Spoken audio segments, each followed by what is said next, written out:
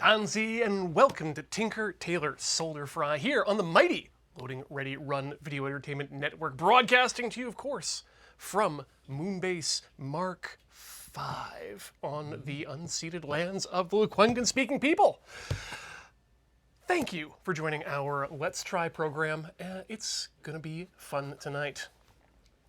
We've got a hell of a show for you, but before we get into it, we want to remind you that everything done here on the Loading Ready Run Video Entertainment Network is brought to you by you via your gracious support over at patreon.com/loadingreadyrun. You can, of course, help us out there. You can help us out over at twitch.tv/loadingreadyrun, youtube.com/loadingreadyrun, but this is the big one. Thank you so much for all of you who help us out every month, keeping the lights on and keeping us in seats. And I mean, just to quickly, speaking of Moonbase Mark V, there will not be our Moonbase for very long.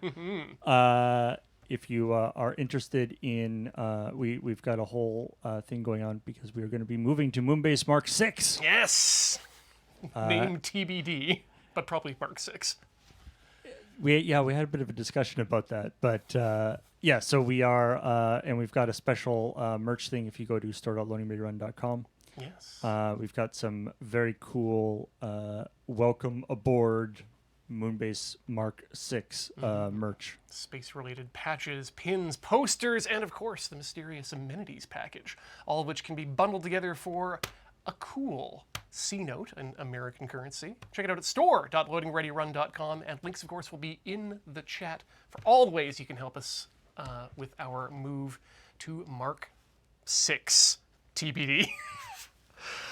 Today on the program, though, we're going to be continuing on with a project that we started way back down in the heady days of that 3-year period of 2020. We've seen it called the Modular 3D printed LED ping pong display. And you know what? Describing this thing has probably been the most difficult part of the project so far, now that we've gotten our hands started in it. What it is it starts off life as a 3D printed grid that is pretty fancy. Then what we do is we'll take individually addressable LEDs in a circular form and just kind of jam them in the back. Then we'll use one of these things to plug a hole and make the light path a little bit better. But finally, in the end, we will be taking ping pong balls and gluing them down over top of the LEDs. Not gluing the LED and blocking light, but allowing the light to pass through and allowing the ping pong balls to act as diffusers for these RGB individually addressable LED lights. So basically, long story short, what we're doing is we're building our own Jumbotron, 1 5x5 pixel block at a time. What do you call a very small Jumbotron? I think what I'd say, this is more of just a low resolution Jumbotron. Or maybe it's more of the case like computers. We'll have to go from mainframes to mini computers to microcomputers to personal computers. So we'll just call this our it's a personal Jumbotron. Yeah, a personal Jumbotron. But yeah, today's going to be mostly, I think, heads down work while we continue to shove wires into these things and get it wired up. Ideally, if we're lucky, we can get maybe some we can actually get it lit up tonight. But what's going to happen once we finish off with the soldering is then it's time to attach it to something that's going to drive the LEDs. And turns out there's a really nifty library that I was just made available of recently for the Teensy series of microcontroller products. It's the Octo WS2811 LED library. And sorry, Paul, we were just talking earlier about on the program about if there's a standard for strip-based or addressable LEDs, and that's the standard, the WS2811. It really rolls off the tongue. Really does, you know. So now a Teensy, in the sort of hierarchy of controllers, a Teensy is sort of halfway or somewhere between like an ESP 32 and like a full Arduino system. It's they're built mainly for speed more than anything else. Speed and RAM, which is why they work really well for these sorts of applications. They're closer, I think, to in terms of just performance to a field programmable gate array, something that you can actually just mock up in hardware. Compare that to something like an Arduino, the AT Mega 85s and whatnot. They're powerful, but they're a little bit slower in terms of the crunching speed. What you want when you're dealing with video is you want something that's going to be as latency free as possible, and that's why these are used. Now, would this be like a teensy for every 5x5 grid, or or is it a teensy can control the entire thing? You would be interested to know, Paul, that there are some very hard limits on what can be done. And depending on which teensy you buy, if you buy the 3, I believe you can control up to 1,000 lights. Yes. If you go with the teensy 4, then you're looking at 6,000 lights. I guess from the teensy's perspective, it's just powering a extremely low resolution monitor. Yeah, that's exactly it. Although I guess it's not doing it. It's not like if you were actually plugging into a monitor, you wouldn't be addressing all the pixels individually. No. What happens is the teensy actually controls it controls a strip of LEDs on each pin. So you can, if you wanted to just use strips and do this very easily, just glue the strips up to a wall. You'd wire one strip's data connection to one pin, and that's LEDs 0 through the number of LEDs on that strip. Second one goes that way, third one, and so on. And each strip can have a completely arbitrary number of LEDs on it. Because, it's all individually addressable. So you can have a strip of 9 LEDs, and a strip of 80, and then a strip of 0. And can you daisy chain those strips together? So, daisy chaining a strip just makes it a longer strip. Right. The protocol doesn't really care one way or another until it runs out of numbers to use. However, what is very interesting about this library is that you can instead then, if you run out of spots on your Arduino or on your teensy to wire more strips in, just add another Arduino. Or not Arduino, add another teensy to the mix to control another bank of strips and wire 2 pins to those 2 teensies. And the protocol has a built-in like load balancing kind of thing. Exactly. In it. Neat. So what happens is in the end we'll be running a processing script on a PC of some sort, either a Raspberry Pi, something that can run processing properly. We'll feed video or images into that, and then that will convert it to the signals that the teensy will then use to make the big LED wall. Okay. So yeah, there's one extra sort of piece. The teensy itself is not generating the stuff. It is just controlling. Yeah, I think it's more of a driver than it is anything else.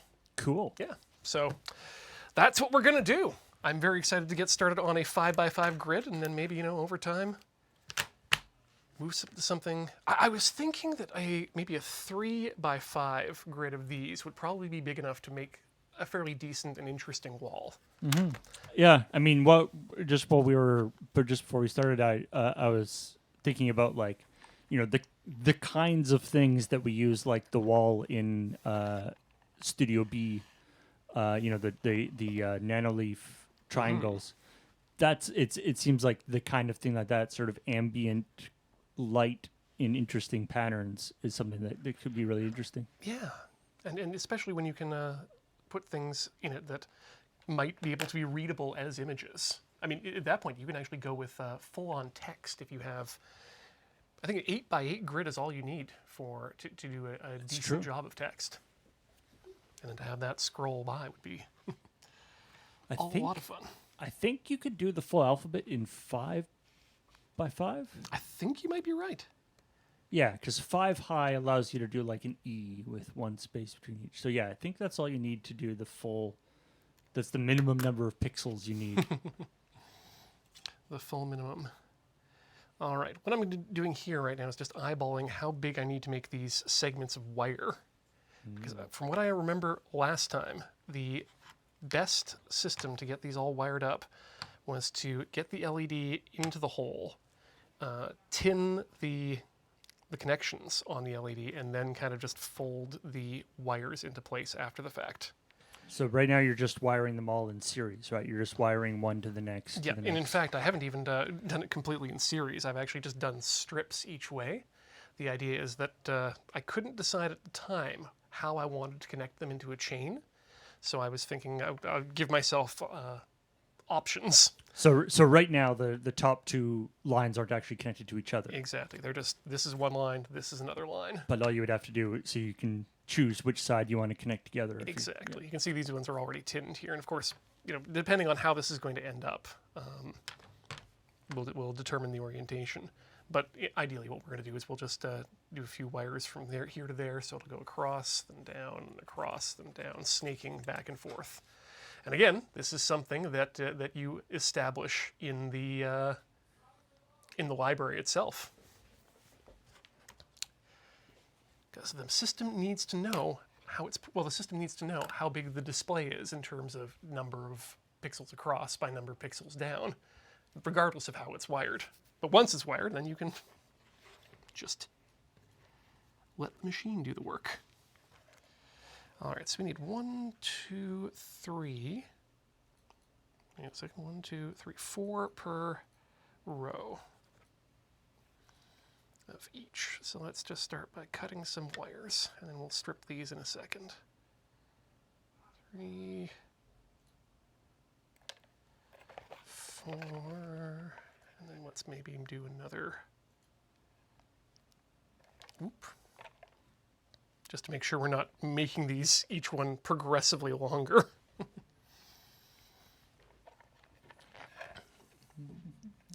Now, I mean, we use, we've got various LED strips around the office or around the studio here. Like, for instance, around the outside of the set right now, around like that. And now those strips are like LED strips are often sold as an actual like strip.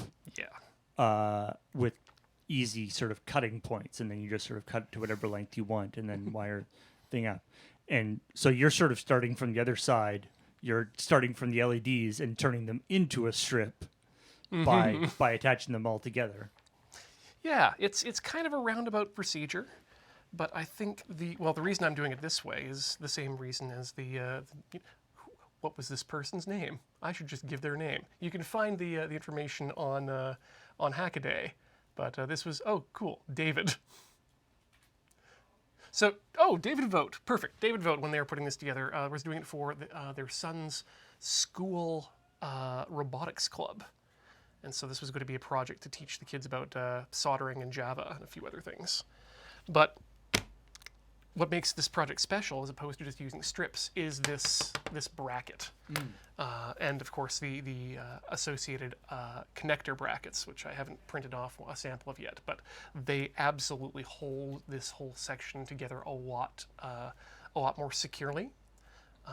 It keeps everything in a nice regular fashion, which is one of the biggest problems when you're dealing with strips. Is the strips can start to sag, or you can badly misalign the strips when you line them out. Again, as we have found here at the office, the sticky backing of LED strips is highly lacking. Almost all the LED strips here in the office have various amounts of reinforcing gaff tape holding them in place. And even that doesn't work a lot of the time. Well, I mean, it's one of the problems with LEDs is that they tend to get hot. They're nothing but a resistor. So what happens when you heat glue up? Well, it tends to get softer. So I guess theoretically, if there were LED strips that were just the right spacing, they could fit into that. They could kind of fit against the back of this sort of perfectly. Like, I think if I were to do this on the easy, I would definitely use the strips, but what I would do instead is I would make the bracket for hold. That's the other part about this that makes this different from an LED light strip, is that these hold the ping pong ball as a diffuser very easily. Like it's little, not even super glue, little hot glue around the edge, put it down, Right. you're done. Whereas trying to glue a ping pong ball, unless you've got some sort of a supportive bracket, I think what I'd need to do is probably lay down the LED strips and then take a route, actually get a big sheet of wood, use a router to route out channels for those LED strips so that they're nice and straight and can't go anywhere they're not supposed to. And then use maybe a router bit of some sort and a drill press to actually drill out a ping pong ball indentation where the LED or the ping pong ball would go. And in fact, now that I'm speaking this out in my head, this is actually a lot easier. Well, I mean, I was just thinking about the actual the process of taking this grid that you have and adding the LEDs to it. Mm-hmm. If there were available a strip of LEDs that had just the right spacing to fit into all the little holes of this grid, then theoretically you could use that. You could. I don't know if such a thing exists in at least readily available, but Yeah, we'd have to make some interesting changes to the spacings too, the channels that are in here, to be able to actually slide them through underneath the cups. Not sure if you can see from up there. Let's see. How about that one? I see. Yeah, there's like a little channel. Yeah, there's a small channel that goes. Yeah, there you go. You can see right down the center here. Oh wow, yeah. The green. And that's what the wire runs through and connects those Right. those Yeah. sections to. So we need to widen that out to be the standard width of a channel. But again, I don't think that the strips do come in that perfect size. They wouldn't be the exact right spacing. Yeah, to get two ping pong balls just touching each other for full. How wide do you want the spacing of the LEDs? A ping pong ball? One ping pong's ball's worth. Ah, yes, that would be. Of course. Well, we have that in stock, you see. Yeah. That'd be the number 5. Oh, you'd like a golf ball in size? I'm sorry, that's a special order, my friend. You need very, very bright LEDs to light up golf balls. Oof, yeah. The heat there would definitely be an issue. At that point, you might be looking into, just the black body radiation heat, which is probably not what you want. No. That was a fun concept to learn the first time. The Black idea- body temperature? Yeah, the idea of black body radiation. Wait a minute. So you're saying that heat has a color? And well, it's interesting that it's just, and I mean, I learned about it coming at it from the, from the photography film world, right? Yeah. Where you have, of course, K values on lights. The lights in this studio are currently, or the cameras in the studio are currently balanced at 48,000 or 4,800, I should say. K. The K stands for Kelvin. Yeah, Kelvin, which is what the lights and so 4,800K means it's that 48,000 degrees above absolute zero. yeah. Because Obviously, the lights here aren't that hot, but it turns out that what I love this idea though of the sort of black body radiation, that it's like different things turn different colors at different temperatures, but it turns out once you get to a certain temperature, it doesn't matter what it is. Yep. It's always the same color. I mean, this is also why we have the perception of the different colors of stars. because the heat of them, the literal actual heat, in addition to the color temperature heat. It's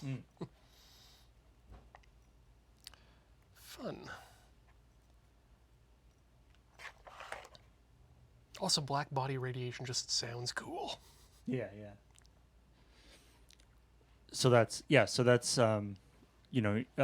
you're in the sort of consumer realm, that will be what when you see like bright, if something says like bright white versus warm white versus cool white, which is absolutely a thing that you have to deal with specifically with LEDs. Yeah. And you also, when you get into photography or video work especially, you start realizing that how much work your eyes do in terms of Balancing. balancing color like that. Yep. And you find out, outdoors is blue. Yeah. If you've ever wondered why, when you take a picture of someone holding a sheet of paper with your point and shoot camera, and the paper looks either too orange or too blue, as you say, that's what's going on. Well, back in the very early days of Loading Ready Run, before we had nice LED lights, one of some of the photography or the lights that we used were daylight tuned incandescent lights. Incandescent even, not even the fluorescent? No, not fluorescents. Wow. These were incandescent lights and they were giant incandescent lights. So they were like, this was what we moved to after we stopped using just halogen construction lights. Yes. Which is, do kids still use those anymore these days? I don't know if halogen construction lights are like, I think they sell like a thing that's the same form factor, but as LED light now, probably, instead of halogens. But back in the day, the more light, the better. Always. And when you're first starting out making video, then those halogen construction lights are like $30. I'm willing to bet that I think we were probably actually using those at the same. I was doing video work with the Métis Nation of Alberta, and that's that we started using. What was your solution for softening those, though? Point them at the ceiling. Okay, that's not bad. Usually is what we would do. Because they are very harsh. Extremely hot in all senses of the word. But then we moved to these daylight tuned incandescent lights, and the big incandescent lights. I think they were about 100 watts or maybe 120 watt bulbs, like giant bulbs. And the bulb, not when it isn't lit up, is blue, like dark blue. Because incandescent light is inherently extremely yellow. Right. And so to counteract that, the outside of the bulb is literally painted with a heat-resistant paint, dark blue. And then when you combine when that dark blue gets hit by the bright yellow light of the incandescent thing, it ends up being approximately the right color for daylight. Amazing you have to go through that amount of filtering just to bring it down to something that looks like daylight. But, we lost one of those when we were filming outside, which is what they were for. And it was just on the edge of raining. Oh no! And when a 120 watt incandescent light gets hit by just a single raindrop, That's enough. That's enough. kaboom! Welcome to Prince Rupertstown. Yeah. Okay. Got the wires set up. Now let's get some LEDs into these brackets, which means cleaning them out just a bit. I think I have. Oh, you know what? I can just use the edge of the. There we go. Does this represent about the full size of your 3D printed build plate? Pretty much, actually. This is definitely the largest thing in terms of area that I've been able to get out of it. This and the pain box, I think, were the two largest. I don't know if I saw the pain box. That was. I'm assuming that was for Desert Bus. That was Desert Bus a couple years back. Remember when we had to put our hands in a box to start a dance? I was. I guess I was on a remote shift on that one, so I didn't see that. It was a perfect prop replication of the box of pain from the 2021 version of Dune. When did that movie come out? Something like that, yeah. I love that these LEDs come on strips that you just crack off. Ooh, those are nice. Do you need to do another LED? Just break one off the candy stick, I guess. And then, must not eat LED. oh, okay. Here was the question. You weren't supposed to eat them. They wouldn't make them delicious. Yeah. Do I have the right tool for this right now? Oh, so there's these extra little LED holder pieces that Yes. come with it as well.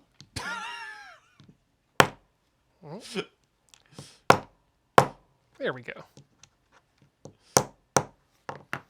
That was a very Muppet Show style effect. the of like, do I have the right tool for this? Pulls out large hammer.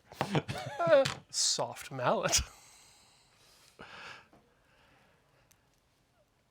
But yeah, that's when I found out the best tool for this job was. I could either sit here all day filing the edges of these LEDs down, or... Ha! Well, okay. Now we know. Slightly softer tapping. I love that the LED is apparently stronger than the plastic of the housing. That was a bit of a surprise to me, too. I think...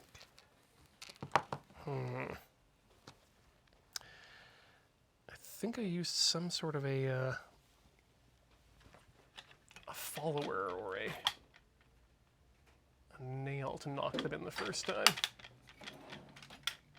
So I wonder if I've got something I can just tap on the top with. Nothing like reappropriating tools that are not the correct tools for the job. Oh no, these are all too nice. Need oh, what's that? What's that stuff they use for like model like Warhammer models and stuff that just like melts the Oh yeah, melts the plastic What do slightly? you call it? Plastic cement. Rubber cement. Yeah, plastic cement. Not. That would make sense. I mean, if it wasn't an LED, you could just like heat it up a little bit. but Yeah. That's probably not a great idea for an LED. Well, and the boards are. It is still breadboard in there, so I guess I can do a little bit of filing just to bring some of them down if they don't go in easy. There we go.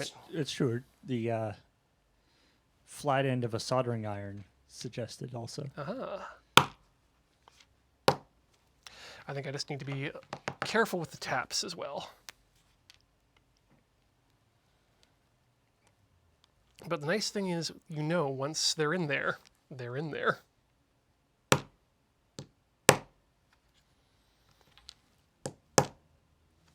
Good. And we'll need to print one more of those, I guess. Now I don't have enough to finish this build. That's the real tragedy. Of course, the nice thing about all this stuff is that, you're not when you're missing one, you don't have to go to the store and get another thing. You know, it's all 3D printed, so you can just be Yep. like, I would like to have more of this. And thus begins the several-day process of spinning the 3D printer back up, Oh no. re-leveling things. It's not quite that bad, but in the early days of the hobby, it was pretty. The hobby was setting up your 3D printer to maybe print something, and then further calibrating.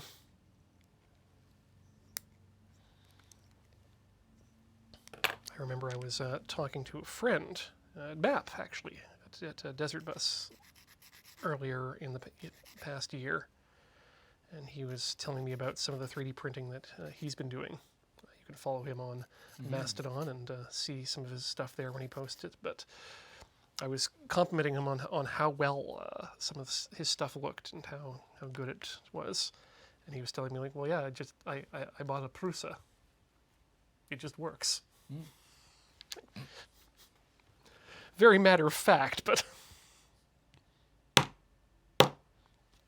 I understand that the Prusas are the Hondas of the 3D printing world, in the sense that they will just work. Alrighty, one last one here, and then we can get into some soldering. Great. Look at these little guys. We're gonna have a whole row. So let's start by getting the soldering iron turned on. And we're gonna go to how much heat do we want today?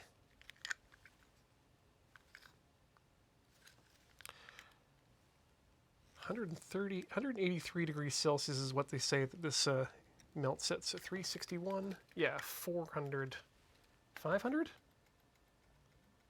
You know what? Yeah, let's just go 550. 6? Are you going to 6? We're going to 6, apparently.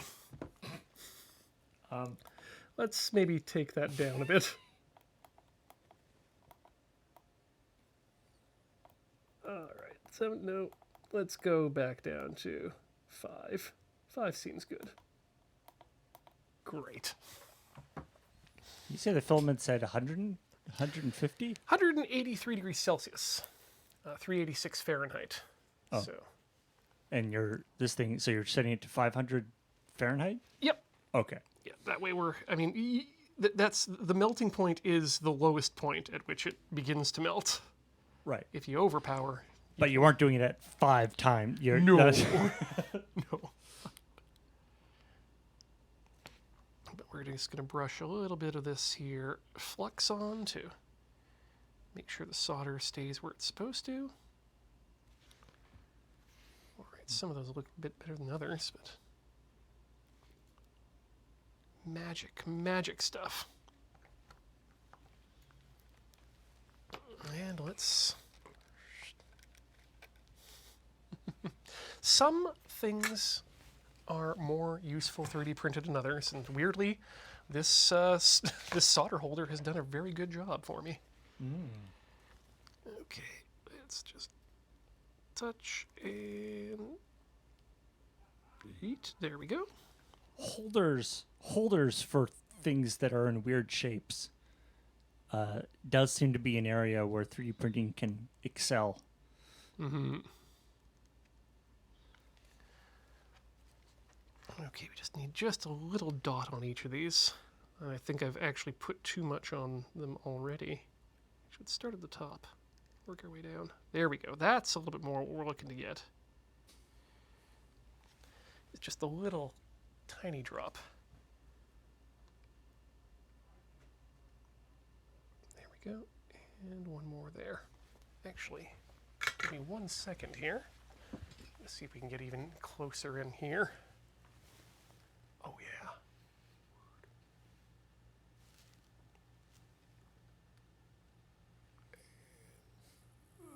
There we are. There we go. That's the view we're going to want. Oh, there we go. I appreciate that there's a certain... So here's one to be completed already. Ooh, very nice. There's a certain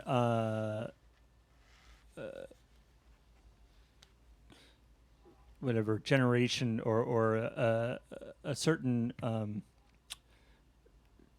series of 3D printed things that I know came from a specific era of Ian 3D printing, because you had a ton of that pink filament. Yes. That was So the- anything that is that specific tone of pink, I'm like, that was from this specific. Yep. That was like the first roll of filament you had. Baby's first roll, yep, came with the printer. That printer was, in fact, a gift from a generous fan a number of years back. I think we still have it in the Moonbase here for anyone who might be interested in playing around with the hobby.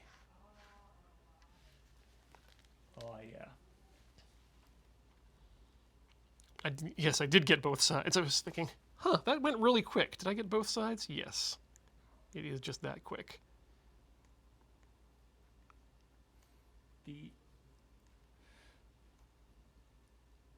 I wonder. I was like, I wonder how whether the concept of soldering a thing, like, oh hey, we can use like wire and heat, specific type of wire and heat, and make these electrical connections. I wonder if they figured that out and then were like, oh wait, the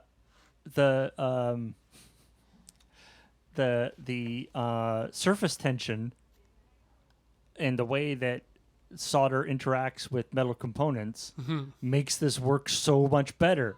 Like, I wonder if they were just like, okay, well, it'll be tough to put the solder in the right spot, but I think we can figure it out. And then they're like, oh, wait a minute.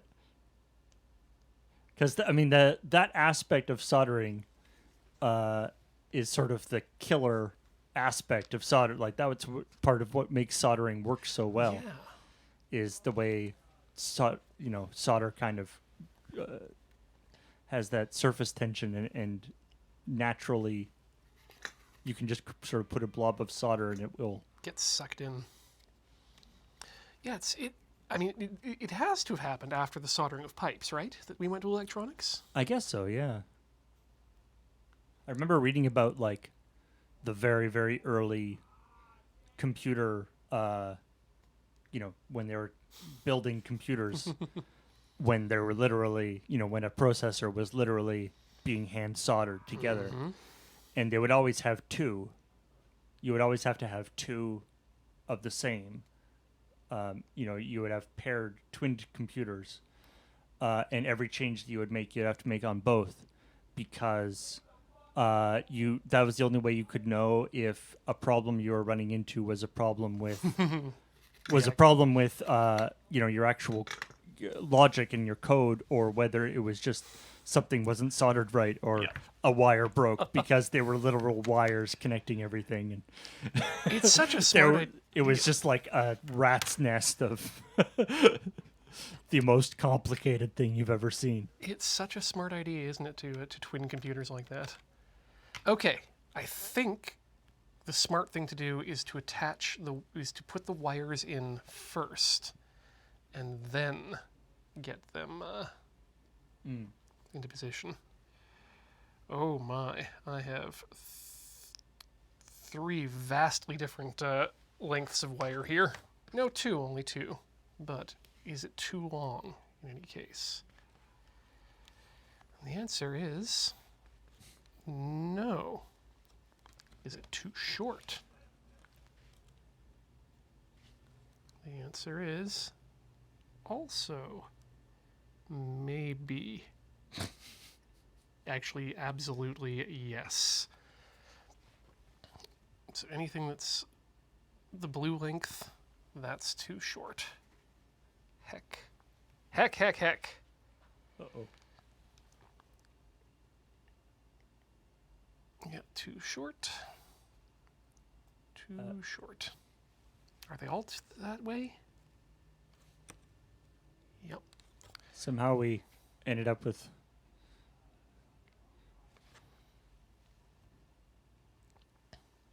I guess they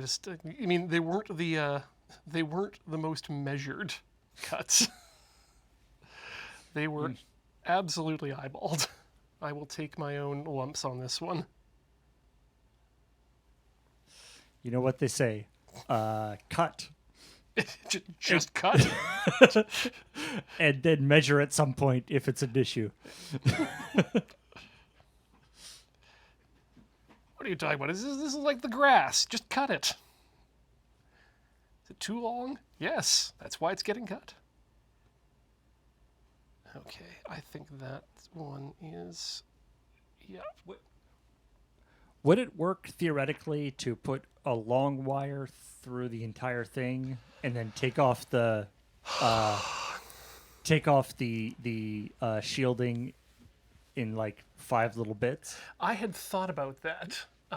If it would be possible, like to have them out and then maybe pull them down, and maybe we'll try that for one strip just to see if it works. In fact, you know what? Why don't we do that right now? Because I need to cut wire anyway, so. I have to preface all my suggestions with, I don't know how this actually works. So maybe that's a terrible idea. It's a fine idea. So I think that's going to give us enough room to play, should we need to. And if not, well, we'll learn. See, the correct way to do this is the way that John, the project originator, did, which is to use the club's laser cutter and put together these bundles of wires and then use the laser cutter to cut, to just fry the insulation off the wires in those areas. Yeah, a lot of DIY projects that start with, first use your laser cutter. Warm up the laser cutter. Excuse me, what? My what now? And yes, I know a number of you in the chat do have laser cutters. I mean, it's getting more and more common. It is, yeah. It's a good thing, I think. Okay, let's see if this is a good idea or not. Okay, well, it's certainly making the that part a little bit easier. The initial jam through. Okay, and then let's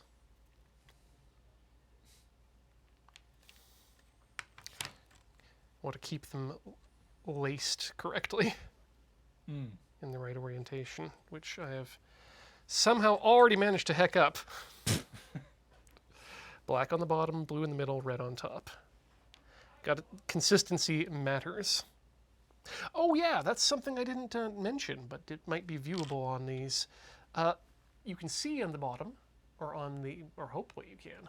Oh yeah, little arrows. Yeah, the arrow on the top, indicating that yes, this is a 5-volt LED, and the direction of data is in that direction, from this pin, this middle one, to the other one. Ah. So that means if you so for the purposes of like daisy chaining. Exactly. And so when you're wiring this together with the pre-cut wires, what you can do is you can just solder the black and the red directly to the contacts on both sides. It can go right through as a chain, but the data line will need to be cut at each point. Oh, really? So the data line can't. It doesn't. It's not just a straight electrical connection. Yeah. There's something. It goes in and then out through the circuit. Yeah. Interesting. Which I guess is how you're able to individually give them their addresses. Right. I guess that makes sense. I have a feeling this is going to either be a lot easier or just pointlessly difficult. No either ors. I mean, literally just one either or. No middle ground is what I mean.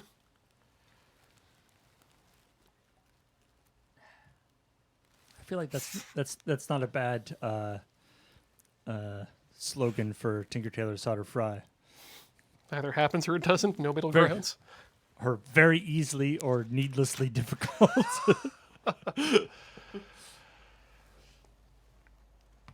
Okay, maybe I'm doing this from the wrong direction. I should be doing it from the bottom.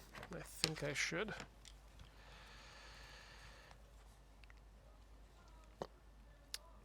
Experiments, though, are important to do, because otherwise how would you know if the thing you're doing is working or not?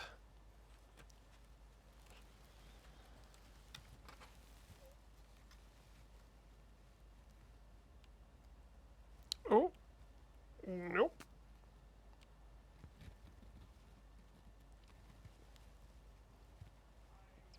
This is why I could never get a job as in a manufacturing capacity.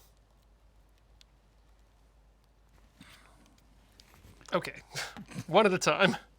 Let's see if we can even do that. You don't have the patience for it? Is that what you're saying? Or- I have the patience for it, Paul, but I also have a show to do. Oh, I see. Well, in terms of manufacturing. Oh, why in you terms of shouldn't have a- manufacturing. why you shouldn't have a job in manufacturing? Weird holding up of arms, like that might help. I have a strange idea of what helps and what doesn't, I think. Which I should probably be more aware of, given, again, that I have a show. Alright, now we're cooking with electricity.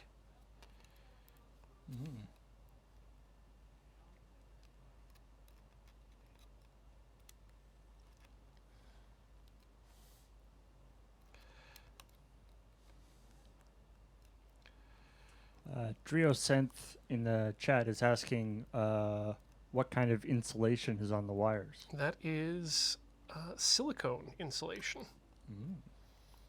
It's very bendy and very good with heat.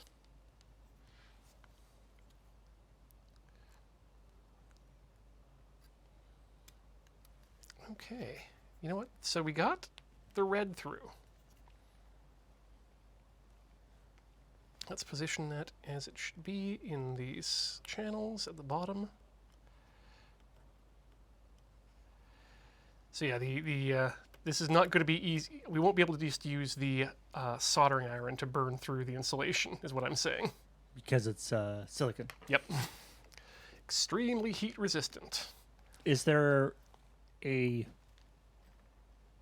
is there an easy way to remove insulation from the middle of a wire, or is that just going to be a huge pain in the butt? I think I'm going to have to just nibble it with like some side cutters. And Okay. then push it around with the tweezers. I wasn't sure if there was like an established way of doing that. Not that I'm aware of. Now, chat can correct me if that's not the case, but it's often. I mean, I'm sure there's some tool to do it, but Oh, yeah. I mean, we could fire up the laser cutter and just shoot them in place.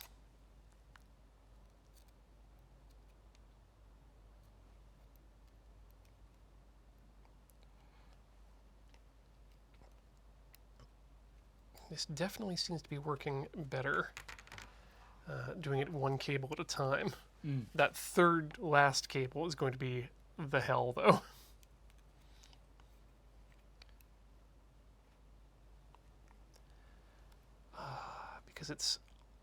Because it's 3D printed, it's mostly smooth, but not completely smooth.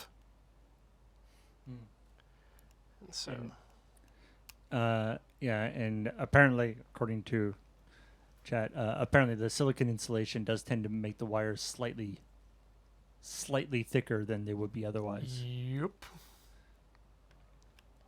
So if the holes are sized for regular wires, then even though if the gauge of the wire is the same, it's might be just slightly bigger. So for those who have actually read the project page, the holes, the channels are sized for winding wire. You know, your 30 AWG, which is just hair thin. Oh, Folks familiar with the program may remember this from episodes of Tinker Tailor Solar Fry involving the Dreamcast. And that's why you're able to burn off the insulation with a laser cutter, because it just evaporates. It's paint, essentially. So why did you decide to use the heavier wires? This is wire I had. Oh. And it's wire I generally like for other projects too. So did you modify the? No, this was printed back in the days before I knew anything about how to modify a 3D print. That So has again, changed. that's why these holes might be a little small. So, in the circumstance where one would be mass producing these, Yeah, we would definitely. you could make that adjustment either using different wire or making the hole slightly larger. That said, I think my channel system, channel and router on big piece of wood is the winning solution. So not 3D printed. No, not at all. Interesting. I love that even just seeing that hair thin wire has apparently caused some anxiety flashbacks to folks in the chat. Specifically to the Dreamcast issue, or just their own experiences with hair fine wire.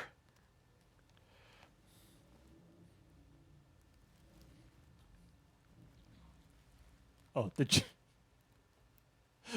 Dreamcast. Of course. Corey was asking me the other day, and I haven't actually done the calculations yet. How long the Nightingale Gunpla build was compared to the Dreamcast over just sheer amount of time, plus number of hours actually put on it. I mean, I feel like the Dreamcast was sort of an active project for a very long time, but there were large periods where it was fallow, for lack of a better word. Yes.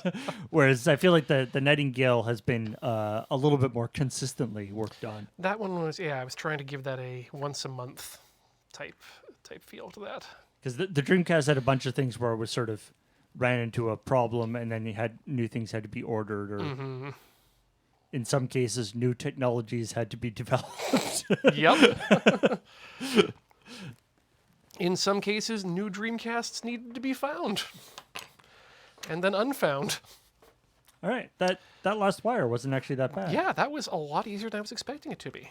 So this actually, if nothing else, Paul,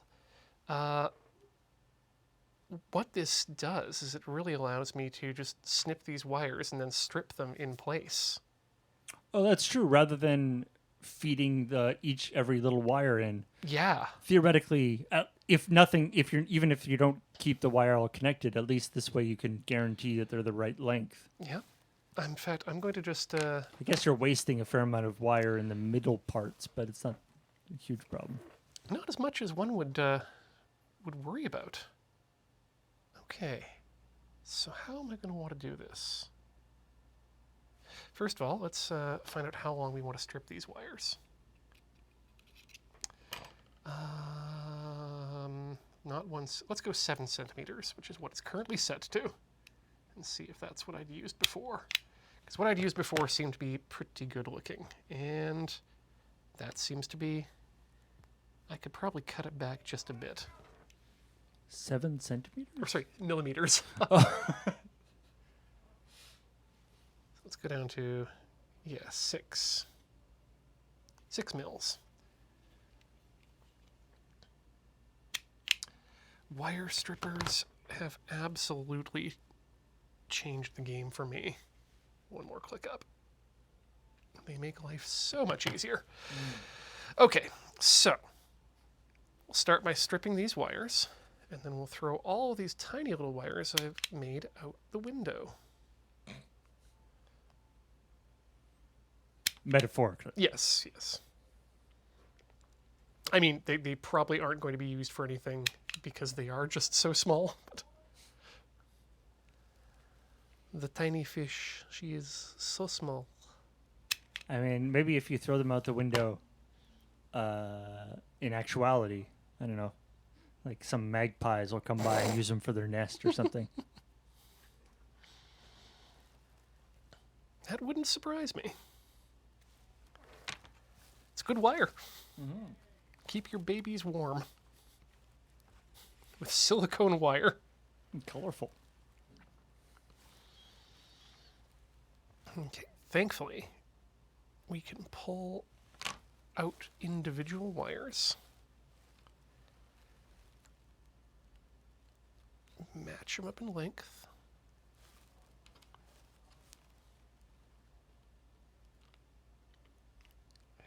Then, let's just trim the little bit of the wire off the end of that guy. Okay, and then we're just going to bend it up with our good friend, Mr. Toothpick. Hello. Japanese toothpicks are probably one of my favorite non-tool tools. Just because they're pointy, strong, round, and non-conductive, and also non-marring generally.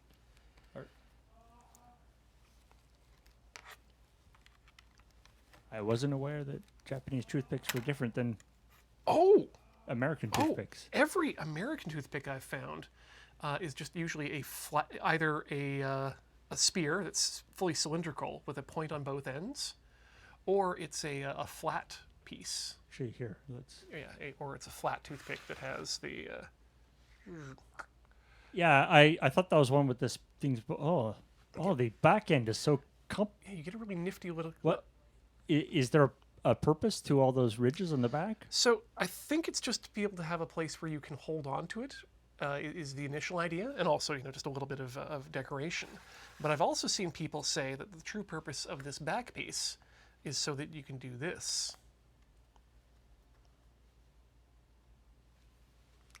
And now, if you're using your if you're using your chopstick, to snag something off of a communal table, you can keep the eating end off of the table. Using them like mini chopsticks. Well, if you have two of them, I guess. Well, but there's also, there's the thing for sort of supporting Oh, yeah, the yeah, little yeah. chopstick holders. Yeah. Yeah, but not built into the chopstick. That is impressive. They were introduced to me on my first trip to Japan. Bought a 300 pack, and I think I just finished them up 2 years ago. I finally had to buy a new set of Japanese toothpicks. That's the wrong way. There we go. And that just pushes in like that. And then we flippy dippy. And then each of these gets its own solder time. I'm just going to use you to hold the ones back that I'm not using at the moment. It is one of those things that's just like, it's a simple disposable item, but the Japanese version just has like more kind of thought put into it. Mm-hmm. Can you just move that unless it's going to mess up your soldering angle? Not at all. What I do need to do is just pull a bit more wire out.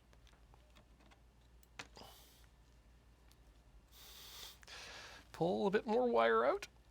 Maybe I should just use both hands for that.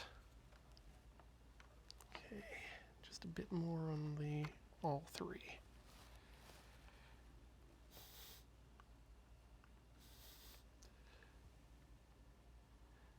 Okay, that looks like the right position. Now we can bend these back a bit. Start with you. Okay, let's just kind of get it into position.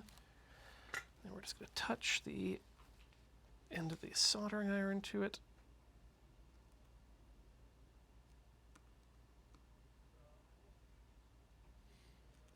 Oh, that is ugly. I don't like that at all. Hold up.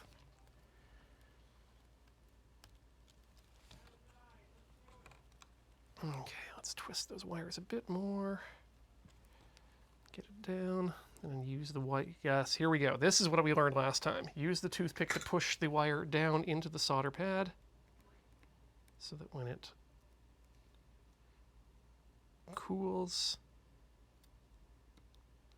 you get a nice, ugly solder joint like that. Having them pre-tinned like that solves that problem of the third hand. It's the only way at this point.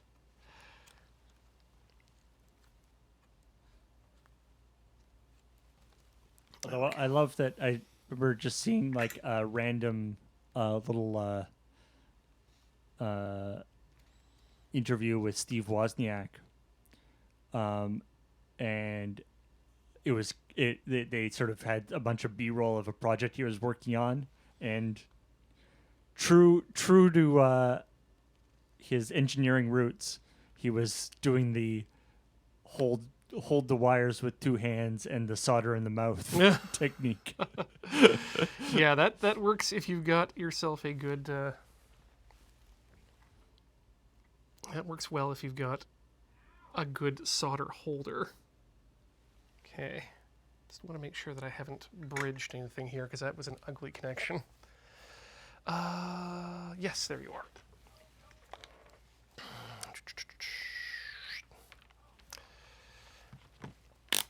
One of the things I like about the silicone too is that it's self-healing, so that I can just punch right into the wire.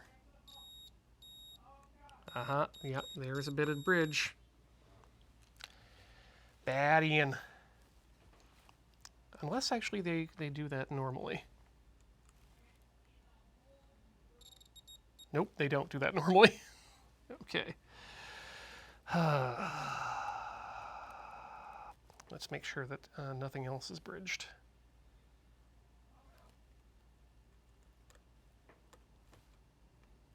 Oops. Pierce the wire. Okay, so it's just the red and the blue. We can deal with that. And let's just adjust the focus just a bit.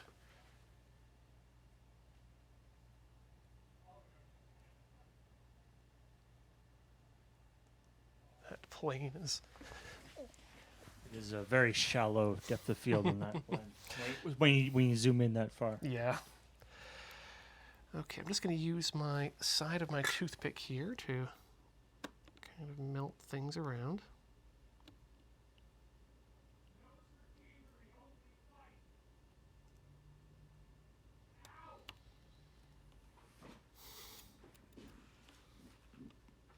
Thankfully, the excess flux in here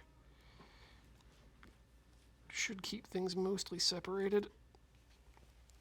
Okay, was that effective? Let's find out.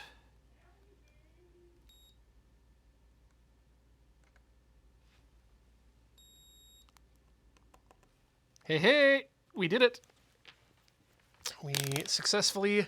I see. You're going through the coating on the red wire just because it's easier to do it that way. Exactly. It helpfully holds the thing in place. Okay. Actually, I am admiring your other solders here. They were very nicely done. well, thank you. I think they were at the time. Here comes the fun bit. I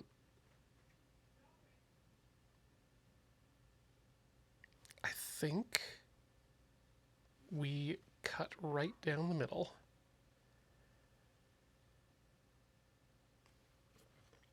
There's only one yet. The only way out is through, so right down the middle. You're gonna cut through all three. Yeah. Okay. Step one.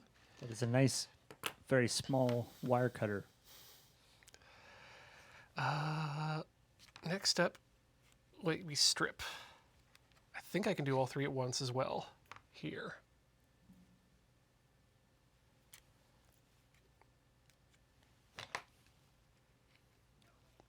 This is what I was afraid of. Is there's not... You can't get the... It needs a little more room before it can... Yeah. So we can do this on this one, on the other side. That's no problem. Just use your laser. Yeah, just use the laser when in doubt.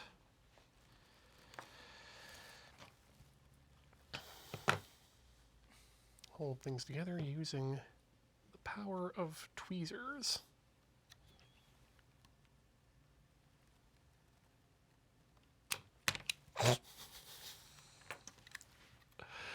Am I trying to do this in the most difficult way possible? Yes. Is it working? Hell yeah! Okay, and on this side, I think if I just very carefully use the side cutters to kind of nibble at the insulation, that can kind of get them out there. Nibble and pull. Okay, that mostly worked. Let's get these prepped.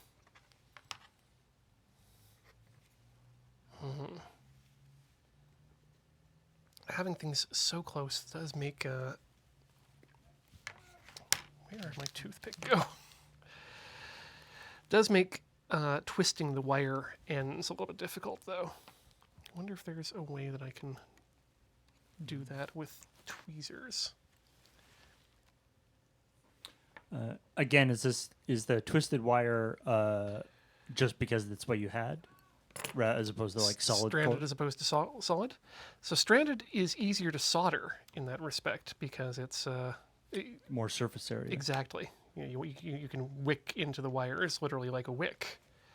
But again, it's solid would probably be easier to deal with in this situation, especially with a smaller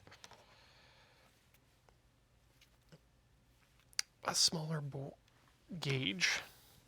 But I think we've managed to get this one side ready to go, which means we got to worry about the other side too. So let's just twist those wires. That'll be easier because it's exposed.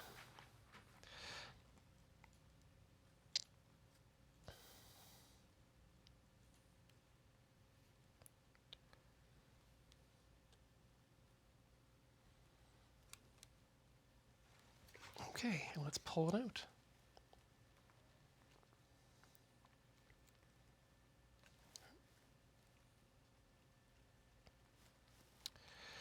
Keeping things straight is the most interesting thing here right now.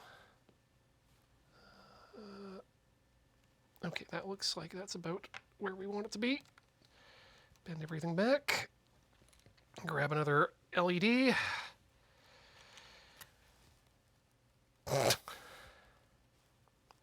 Okay, so I'm wiring this one up backwards. Or not backwards, but, well, it is backwards from what I'm thinking it is, but the arrows are in the correct direction for proper back and forth. Everything's okay. We've not screwed up completely, but do be aware of the directionality of your LED. Oh.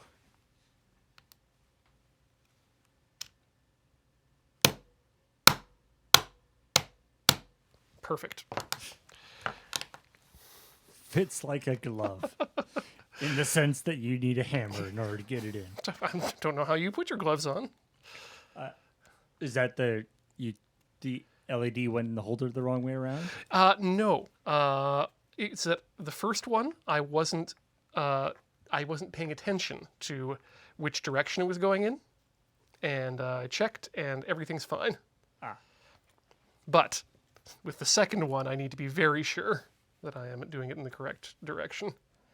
Right. As long as they agree where you're... Yeah. I guess you have to choose whether you're going to be snaking it or... like whether each line goes in the opposite direction from the line above, Exactly. which I guess makes sense if you're, yeah. Okay. Yeah, this is just a really unpleasant system. I'm I'm honestly most upset right now with Paul at you making me think about a better way to do this than I am right now. I love that you came up with that alternate way of doing it while describing why this was a better way than that. You're like, yes. I mean, if you weren't using these, you would have to do this and this and wait. Oh. I get it. I mean, I guess what, if anything, oh, I know what else I'm doing wrong right now is I'm not. This is significantly lighter than a wooden system would be, probably. Yes, that, well, yeah, that is true. And significantly less modular as well is I think another important point. You know, when you're building one big wooden box for the system, you probably want to design it from the ground up to be done at once rather than adding to it in future.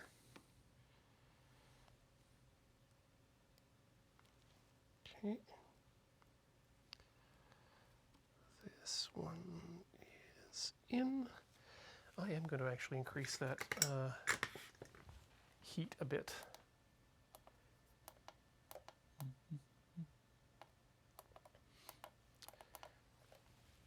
Just to make that solder flow a little bit faster. Can you just shift the... Oh, yeah, sorry there.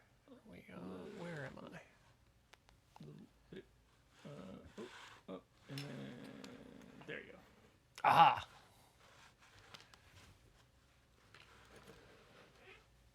Okay, there we go. Just need to know where I am.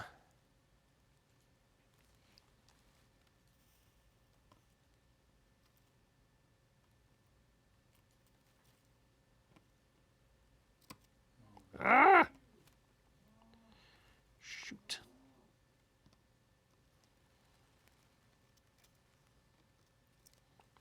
There we go. We're safe.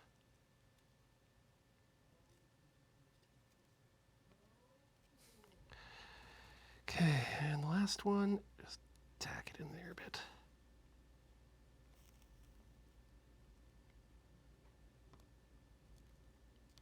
This is not my cleanest job, but it's a job.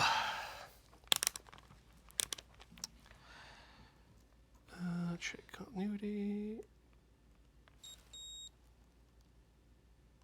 And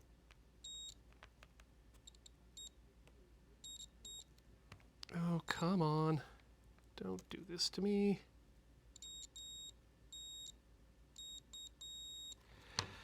Bridges! Happening everywhere.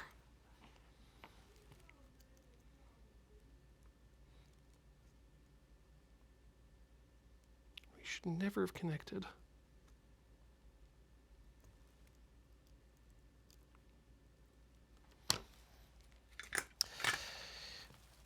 I'm not certain that... Oh, I'm not entirely certain that we... This is the downside to the stranded wire, is that it's kicks up a little more space on the pad, so the bridging is harder to avoid. Well, yeah, and it's mainly... The problem isn't the stranded wire itself. The problem is that the strands are not behaving, because I can't quite get that good clean twist on it. Or at least I'm having troubles getting the good clean twist to keep everything in a nice formation. Let's make sure that it's not bridging elsewhere. Good. Okay. And I think if we just get in there...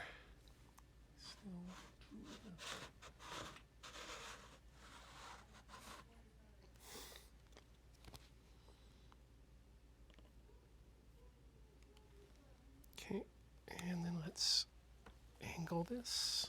Let's use some tweezers. A lot of people don't know that the song Twist and Shout was written by an engineer. Extremely frustrated at attempting to twist his cables.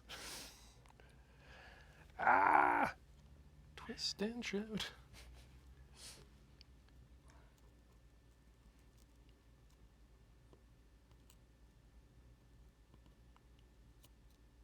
Wait a minute. Wait, that's just straight shout. You make me want to.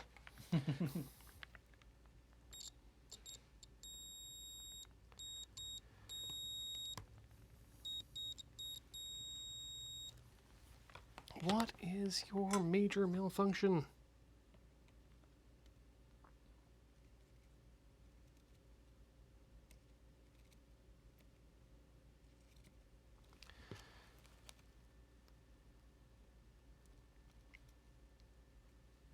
Okay. If that's not it, then I'll eat my hat.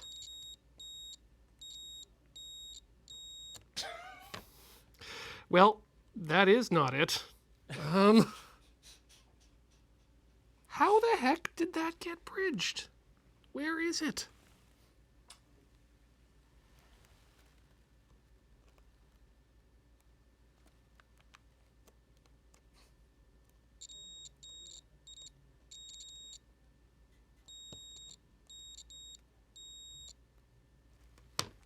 Okay.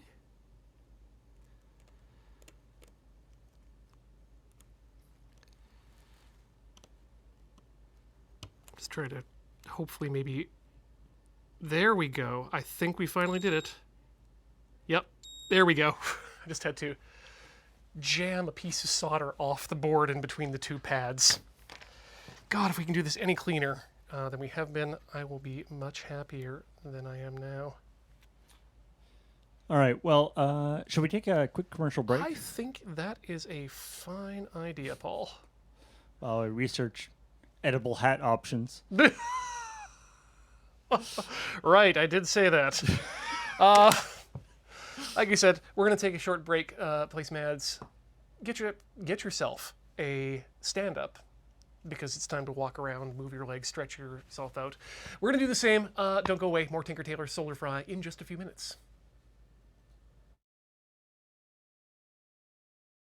Welcome back to Tinker Tailor Soldier Fry here on the mighty loading Ready Run Video Entertainment Network. My name is Ian. I don't think I said that at the top of the show, but now you know.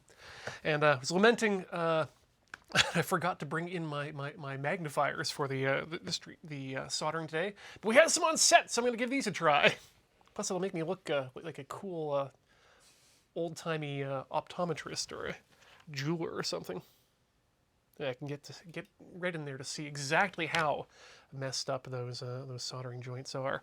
We're currently in the midst of building a modular ping pong LED wall, probably better understood as a mini jumbotron made out of LEDs and ping pong lights, and we're in the process of wiring up our first 5x5 matrix. We've got 12 lights in so far, so we are just about halfway there, halfway through the second episode of this particular project. This might be one of those ones that gets a fair bit of homework if we want to continue doing it. But for the moment, let's just continue doing it. We got these 3 wires here. They're looking pretty clean. I'm going to get them into position for soldering down. And then we'll just go ahead and do that. DM. I'm going to see if I can bend these back and manhandle these without futzing with the careful loop job on the end this time. And hopefully this will be a lot cleaner. So get down there, get down. Okay. That one seems cleaner. You can definitely see the separation between the black wire and where the blue wire is going to go. Okay, hold you. Push you into position. Just right on top of that little solder pad there and just gently apply a little bit of heat until it decides that it wants to melt in.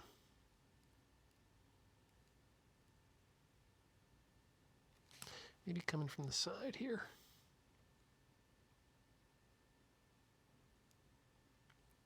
There we go. Much cleaner and I think joint free or bridge free.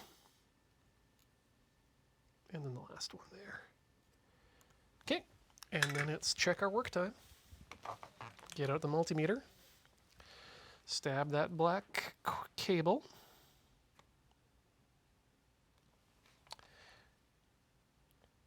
Continuity on black. Bridging with blue, not bridging with red. Blue and red, no bridge. Black and blue, big bridge. Let's find out why.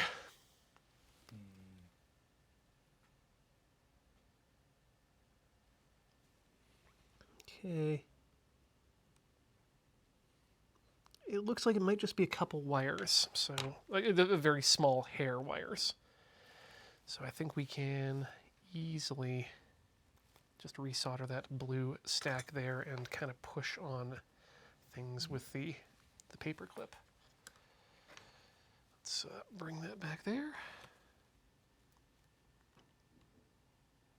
Let's add some heat in between the two of them. Kind of spread the area, just try and push.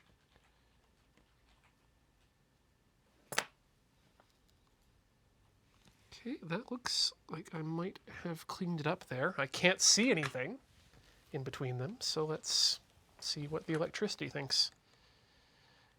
No, and no bridges. No bridges. It's just a slight touch as we lifted. Okay, that one went a lot smoother. Yeah. Let's do it again, I guess. So it seems to work okay if we just go... I'm going to go a little bit farther from the middle there. I'm going to actually cut where I think the wires... Well, I know where the wires would be, actually. We have that technology. So in fact, if I just line up the ruler there, that's the edge of the pads. So that means if I cut there... that's where it needs to be cut. And then we can just strip from there, I guess. No, I can't go stripping from the other side. So we do have to come in here again with the little grabby. Kind of just gently... that was a bad one. That might be a problem too. Because here's the problem with these wires on this side, is we can't exactly go in and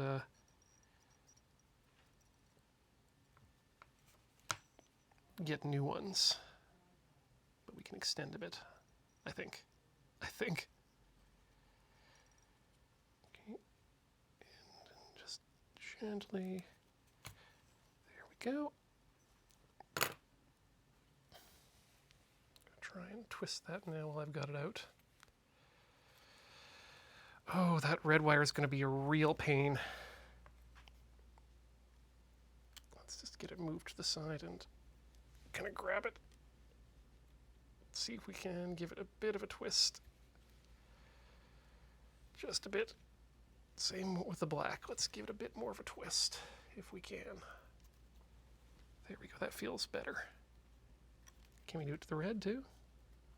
I think we can. Okay, that seems to be not so bad for those two. And then blue, we're just going to do the same thing. Kind of nibble at it, and then gently just give it a little tug. All right. All right, let's leave this side for later and get the LED in. Yep.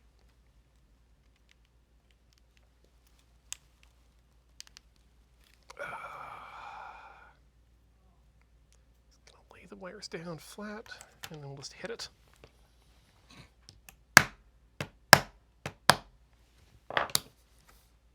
Ah, did I do the thing?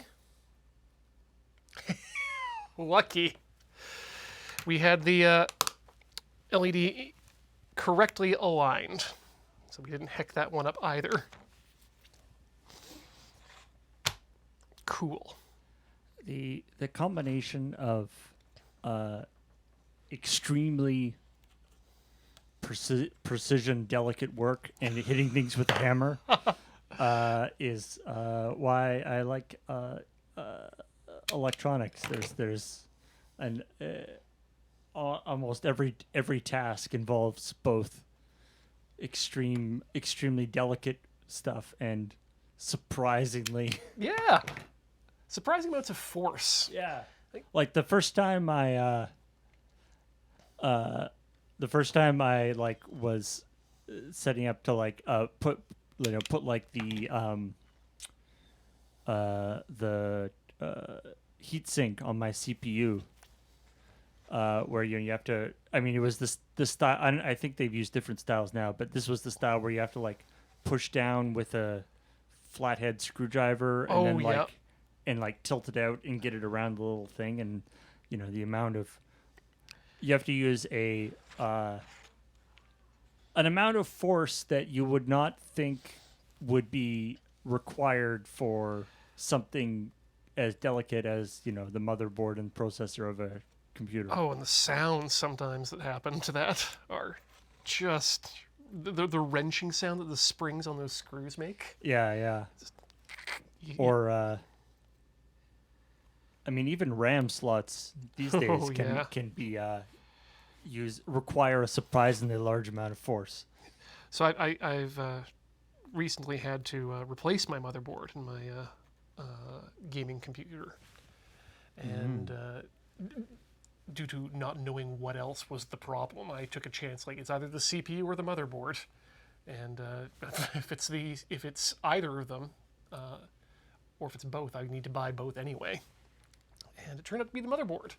But in the sense of you put the motherboard in and now it's working? Yeah, swap the motherboard and now everything's working. All right. But yeah, every time I took the RAM out to check, to swap positions and try one or the other, it's, the stress of the crunch sound as things go in.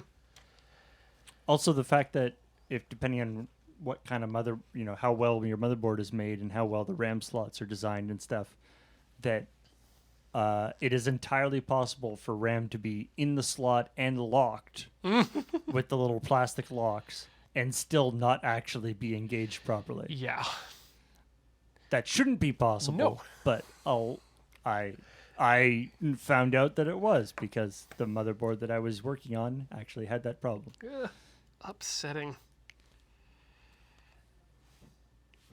Remember when computers were easy? I don't. No, I don't. Yeah, thinking back, no. Was there a time when that was the case? I don't think so. They were just difficult in different ways. Yes. And speaking of difficult in different ways, I'm going to have to make a bridge wire here, I think, which is going to be fun. But we'll cross that bridge when we come to it. That was not intentional. First you don't want a bridge, now you want a bridge.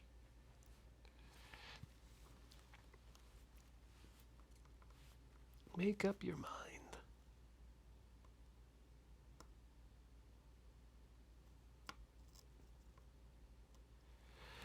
Okay, that looks good. Let's do the same thing with the blue now.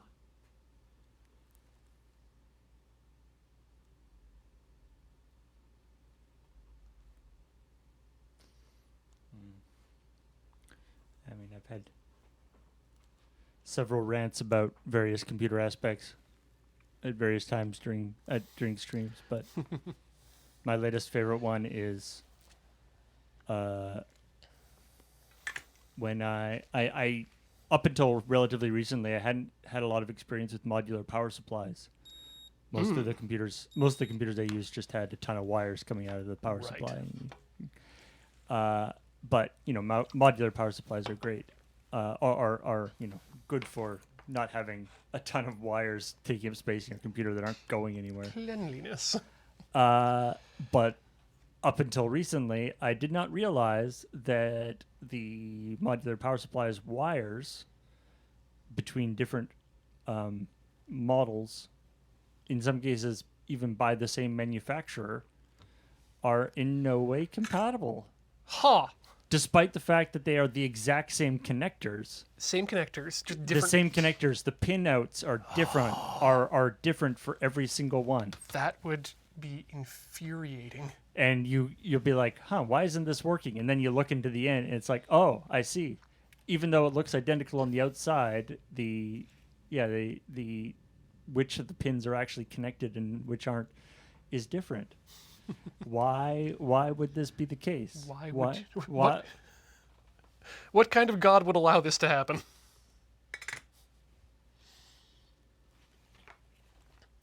And then there was the issue with the NVIDIA earlier this year and their 3090s.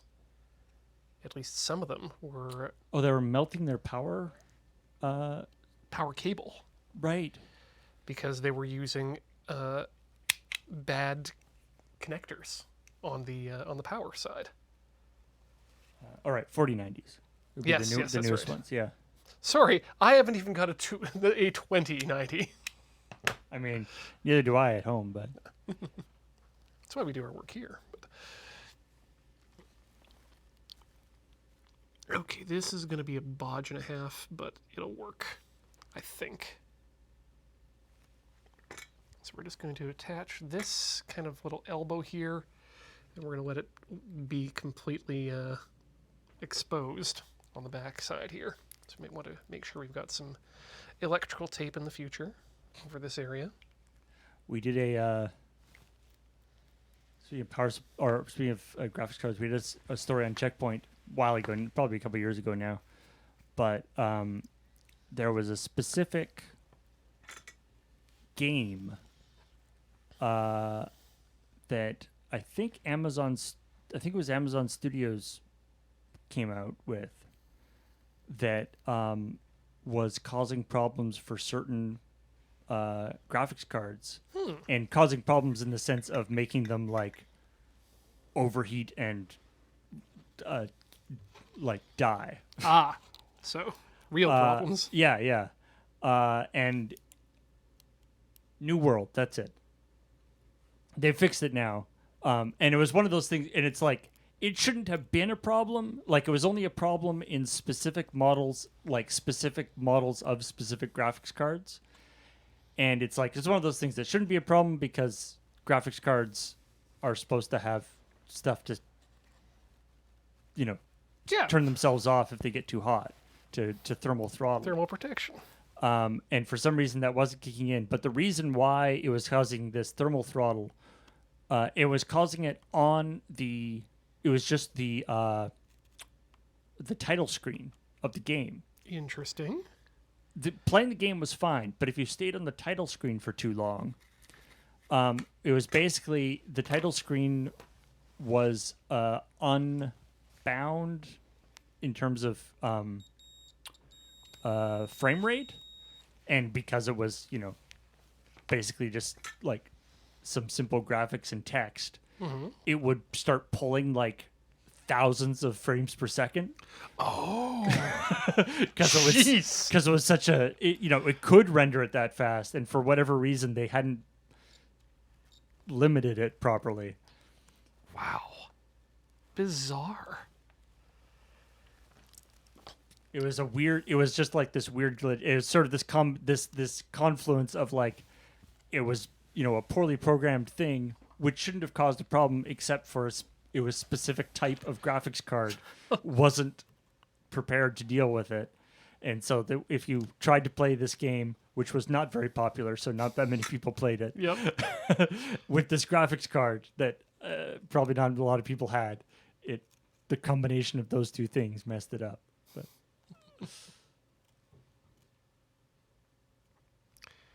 okay, I'm having some trouble getting this one to stick to the pad. Oh, no, there we go. Just checking to make sure my bodge isn't a bridge. And it's not. Okay, that means we can trim this wire off. Except you mean to make sure that it is a bridge that it was supposed to be. Yes, yeah, the right kind of bridge. A bodge bridge, not a modge podge. These are very technical terms. Yes. I'm now remembering something else that I absolutely remembered the last time I did this, and that is to spread out the wires so that the wire actually comes in contact with the solder blob on the outside edge. And that will definitely also reduce the chances of having a... Right. It'll sort of give it a bias towards that side. Yeah. And then if you do the outside wires first, and then come into the center, again, it's even cleaner.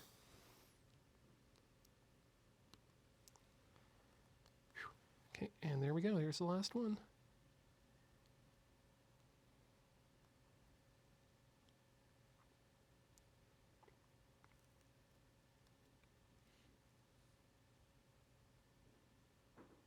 No. You're supposed to stick to your own pad.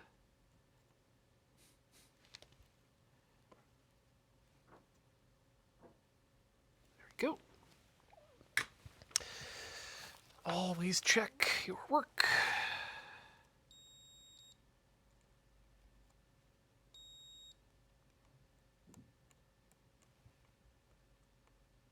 Good. That one is clean. That one is probably the fastest one we did, I think. I'm really happy with that. Let's see if we can replicate. Actually, that was the fastest one with an accident. I'm actually feeling really good about that now. There you are. Cutters. So I guess we'll do the same thing. We'll just cut slightly inside the lines of the D-pad. So that's what these look like to me now. Now, I wonder if there's a safer way to trim these. Oh, there might be. Let's try another experiment while we're here. Where are my? There's the thin tweezers. Let's try pulling the wires out of the hole on the one side, but not the other. And then that should give us enough room to properly use the stripper and get a good firm end on them. Oh, just barely enough room to get a good strip. That seems too big.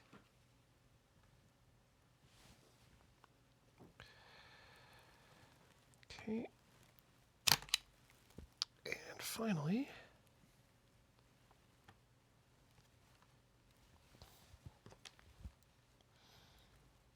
maneuvering the wires is so far the most difficult part of this.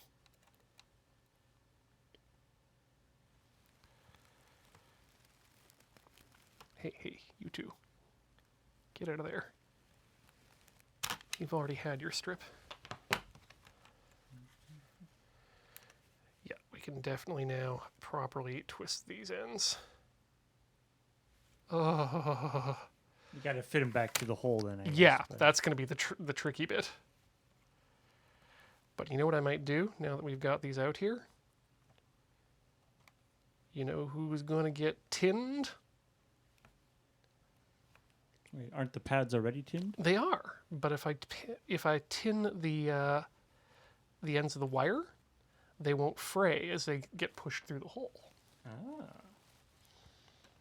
And you know, extra solder always makes for an easier joint. So let's do it. It takes barely any extra time.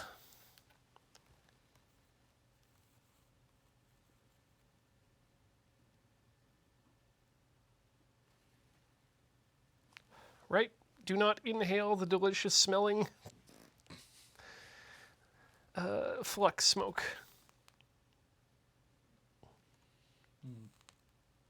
Or the lead. Let's be honest, the lead's probably the biggest issue. Yeah. The decision to make chocolate cord solder was, in hindsight, was not a good idea. Ooey gooey and delicious, but not a conductor. Ooh, this is going to be where things get hinky. Because we can get one through, no problem. We can get two through, no problem. But can we get three through, no problem? Apparently we can. Okay, so no problem. No problems at all. All right. Problems solved. Okay, let's yank this through a bit so we can get our... Yeah, I've been stripping way too much wire off these. I think I actually feel like I prefer this method now. We were conferring off screen just on the break as to whether or not this was working out, and I think now that I've got the rhythm of it, it is absolutely a viable system. I mean, it certainly seems to be a more reliable way to get the right lengths of wire. Mm-hmm. Ooh. Black, you're going to need to be a bit longer than you are.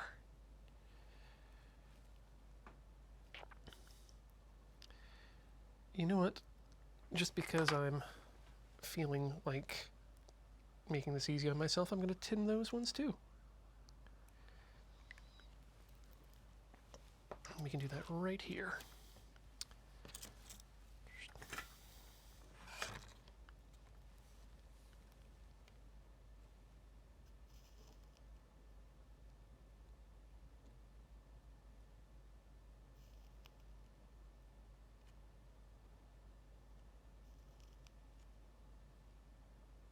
Gravy. Okay. Next, it's the actual LED itself. Let's check this time. I was going to say, chat asked Direction. Chat asked me to remind you to check the direction. Thank you, chat, for looking out for me as well. Okay. Because the wires aren't bound up anywhere, let's give it a little tap.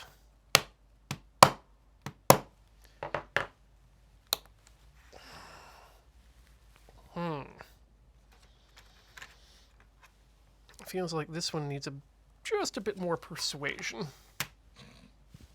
But I need something to knock against. That's too big. That's too plastic.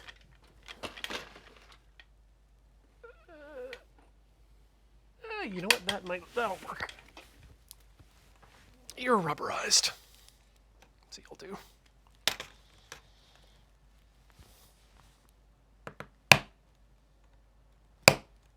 There we go. In there now. Should write persuasion on the side of the hammer. That's not a bad idea. I mean, I had a back in university in the anime club. We used to keep a 2x4 about this long, with the word reason written on the side of it. They'll listen to reason. Well, if you simply need to apply a little reason to the situation, and yeah. It often worked.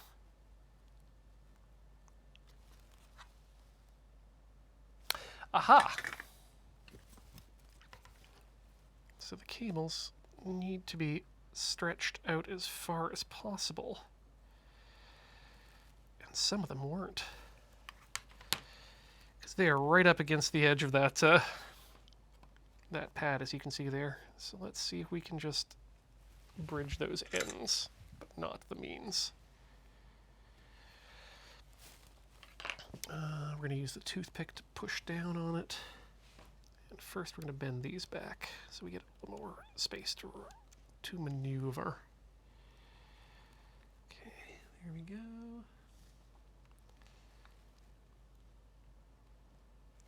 With everything tinned, this should be fairly easy.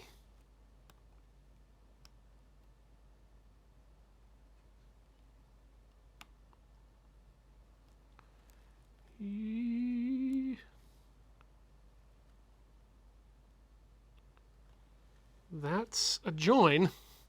It's not a great join, but it is a join.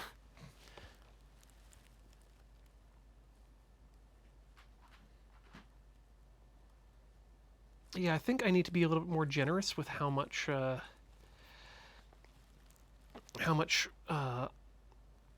I'm cutting.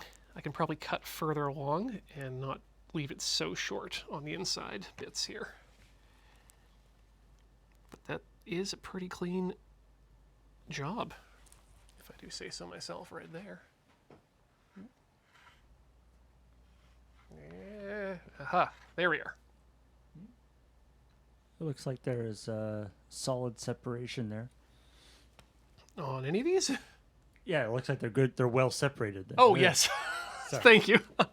I was solid in the sense of good. Good separation between the contacts instead of the wires just not touching. Aha. Remember the Sidemo.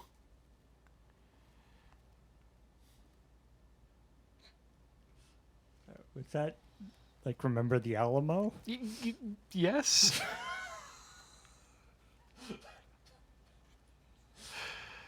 But soldering. One of my favorite Mastodon accounts right now is a parody account. It's calling itself Star Trek Jellicoe, which is just, everyone's least favorite captain from Best of Both Worlds part. No, Measure of a Man? Shoot, now I can't remember which one Jellicoe is from. Anyway, it's really just screen caps of the show with subtitles of him telling extremely terrible dad jokes. There's an exchange between he and Data. Data asking him, "Sir, is it true that you grew up in Texas?" And yes, Data, it is. And is it true that it is a major a cultural faux pas to serve pie without ice cream? Well, Data, it's just a point of Texan pride. Remember the Alamo. Wow. Executive producer Gene Roddenberry. See, I didn't know that there was a Star Trek captain named Jellicoe. The Jellicoe choice. And so, yeah, I thought that this Mastodon account would be Star Trek characters with combined with names of Jellicle cats from the from the musical Cats. Yep. Yeah, that's nope. I'm And sorry, I was like, that seems like something that would happen on a novelty Twitter or Mastodon account. That seems I have no way of declaring that as a falsehood. I wholly believe this is a thing that could exist. Oh, hey, we're down to the last one in a row, and we had some extra cable. Not too much. So I think that was a good... we did a good estimate. Which means we just need now to flip it over and...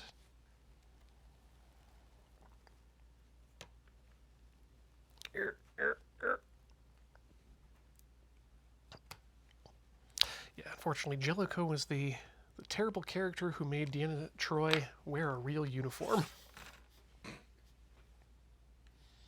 Is that why he's generally considered to be a character that nobody likes? Oh yeah, he that was his main contribution to the... One of those things, I think he moved Data out of science and into the command track. It was all weird. Nobody liked him because he made Deanna Troi wear pants. Actually, that's a good point. The fandom has never recovered. Unsure if in canon Starfleet uniforms have pockets or not. I don't think so. I mean, they're never shown to have pockets. No in one's the ever- sense of no one ever takes things out of their pockets. Mm-hmm. And the line,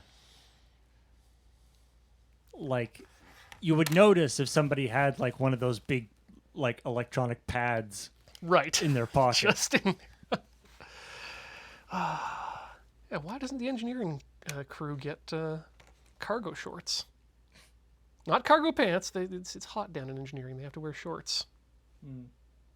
I do love, from a technology perspective, the thing of, like, you always see people being like, oh man, I've been up all night working on all these projects, and they literally have a stack of pads. Like, they have Yes. it's like, if in our current time period, you had just like 10 iPads in a stack because you're working on 10 different things. Apparently, tabbed browsing hasn't been invented in the 24th century.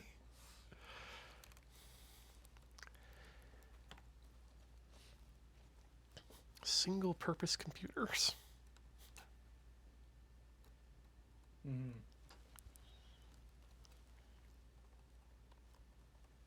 Okay. Here we go. And through the hole.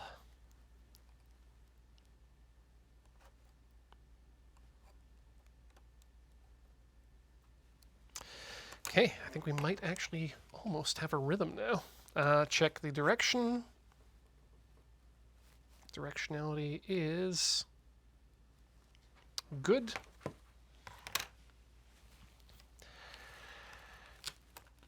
Try to jam it in. Fail to jam it in. Apply. Reason.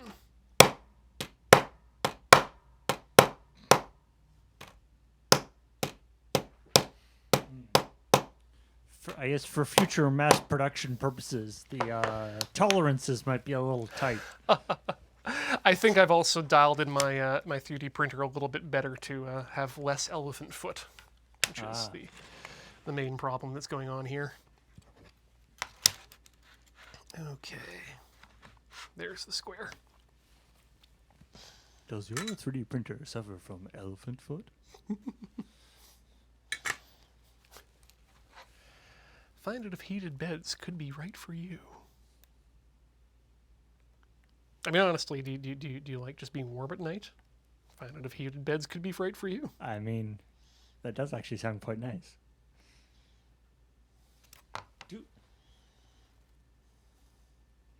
Do elephants have particularly flaring feet? I think they do. Like, if you look at an elephant's foot, it does branch out a bit, like in the sense that it branches out at the bottom from the pressure. I suppose. I think they should do. I've been having a lot of problems with my 3D printer bell bottoming. Yeah.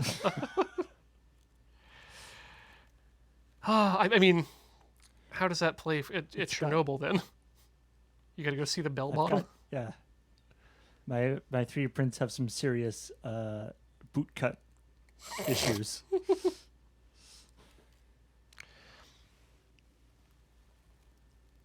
Well, I mean, actually, that was the big problem I was having with my motherboard. Was it was having boot cut issues. Oh, It would really? boot and it would cut itself off. Oh, it would just turn off after a certain Yeah, amount of time? it would just turn off or not, and then I'd have to wait a couple days for it to go on, and it would boot for a while, and then it would run for a while, and then it would just stop. And I got it to the point where I was able to let it run for a couple days, and I threw on, I think, GPU Z just to do a record of the statistics on the numbers, temperatures and whatnot. And yeah, there were no problems with heat anywhere in the system. So it was just maybe it's a capacitor on the board somewhere that got loose or just decided it didn't want to do something. But Yeah, I mean, I guess it's one of those. It's one of those things where, like, at a certain point, obviously, there's there's the sort of curiosity, but at a certain point, it's like, you know what? If replacing it fixes it, then that's fine. Mm-hmm. It would be nice intellectually, to know what the problem was, but you don't care that much. And on those things, it's really a case of trying to actually find it. Is even if you do ever actually find the problem component, using the actually fixing it could be more difficult than it's worth or possible. Because I have done some work with surface mount stuff, but some of it's really tiny. Oh yeah, yeah. Let's see here. Voron has a 0.4 millimeter chamfer minimum on all its surfaces touching the build plate to prevent elephant's foot. I know there's things that you can add in the Clipper firmware as well to dial it in, but Right, that sort of does a self-comment. what animal has a foot that goes the other way? Oh, What would be the opposite of elephant foot? like the first thing I'm thinking of is deer foot, to be honest. Deer foot? Yeah, kind of narrows down to a point.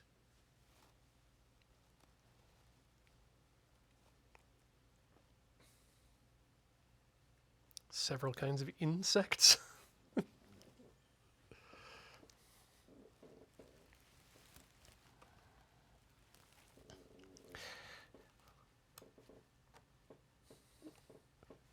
Right, I'm doing this the wrong way again. As he tries to shove, once again, 3 wires through the same channel at the same time. Marvel as he doesn't.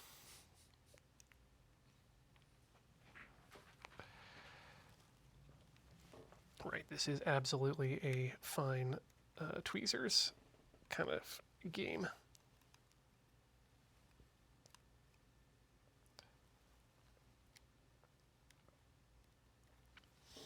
I'm kind of surprised that we don't actually have a 3D printer simulator game on Steam yet. It seems to be kind of a fun new genre these days of taking mundane tasks that you could do in real life and instead doing them virtually, like PC Builder, the Power Washer simulator. Yeah. Various- A 3D printer simulator. Yeah, one that just makes you have to go through the effort of setting up a 3D printer, calibrating the files. And does like a full physics simulation of the actual extrusion of the things to like how it adheres to itself and all that kind of stuff. So many failure modes. That's the important thing. Would it be a surgeon simulator or a mechanic simulator? I think we're probably looking at mechanic simulator, but really, I gotta say, I was a little disappointed in PC Build Simulator. I James and I played it one time on 18 games and counting, or maybe New Day? maybe it was the random game thing we did, but whatever the case, we played it one time, and it's like you get to there, you buy the different parts and you sort of stick them in, but when something is such a particular simulator, like a simulator, it's simulating specific components, right? yeah, but and when something like there's a thing, like it was all dusty, and you sort of click on it and then it like becomes less dusty. It's not like you don't have to like go in with the compressed air and like Take it out on the balcony. and there isn't like a full like whatever simulation of the airflow through the kit. Like it just seemed, it's like if something is going to be simulating something so small or something so sort of precise, then I want it to be a ridiculously detailed simulation Right. of that. I get you. It would be like if, I have played and enjoyed Power Wash Simulator, but if Power Wash Simulator was just like you click on the things and then they go to the clean mode, then that would be extremely unsatisfying as a simulator. It just occurs to me now. I wonder if Power Wash Simulator was in any way inspired by Splatoon. Sort of a reverse Splatoon. Like I'm willing to bet someone saw the kid playing Splatoon. Thought, oh hell, why don't you just go out and get a power washer and do that? And thus a game was born. I mean, in recent times, they've come out with a couple of expansions for Power Wash Simulator. One for as a promo with Tomb Raider, That's cool. as in you're like going around Lara's house and Power washing her things. power washing like her, her trophy cases and stuff. And then they've also done one for Final Fantasy VII, where presumably you're going around Midgard, I guess, and That's kind of cool. power washing things, which is kind of a cool idea. But I always thought that it would be great if they could build like a level, a level builder in Power Wash Simulator, and then basically they could have it so that like you start, you have a level that's all clean, and then instead of power wash heads, you have Splatoon style, dirt sprayer heads. Right. You spray your entire place with dirt, and then you then send that map to somebody else, and they have to clean it.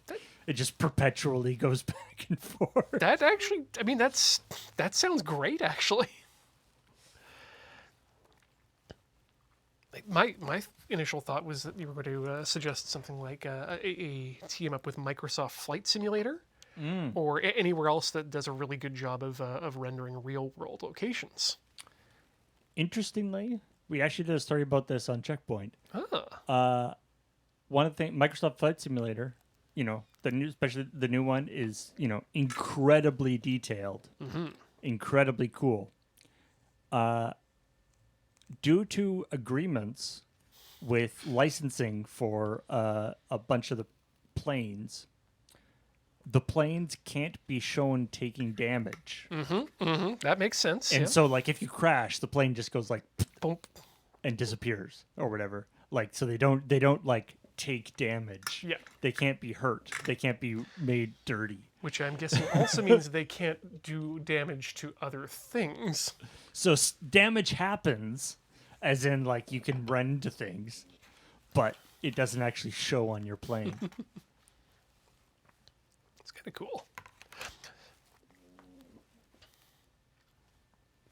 I thought you were going to specify that it meant you couldn't drive your plane into buildings, which seems like the first thing that you set up in the game. I mean, you probably shouldn't drive your plane into buildings, but Yes. Oh no, I mean not the first thing you set up as a pilot. I mean the first thing you set up as the programmer. Oh, I see. Yeah. How to avoid doing an 9/11. I mean, there's some great stuff in Microsoft Flight Simulator because it's based on, it's the real world. Right. That you're flying around, and which is of course based on topographic data that they've got. But topographic data occasionally has issues. It's got weird glitches in it, and so there were a few places where there was like a giant bottomless pit that like should not have been there, but it's just that It was in the data. yeah, that whatever node in the data system was messed up, and so there was a couple of like ridiculously huge mountains that were like 10 times taller than Mount Everest that they had to go that they were like in the first, and they had to like push out some updates to like this is not actually a thing. Please ignore the accidental Olympus Mons.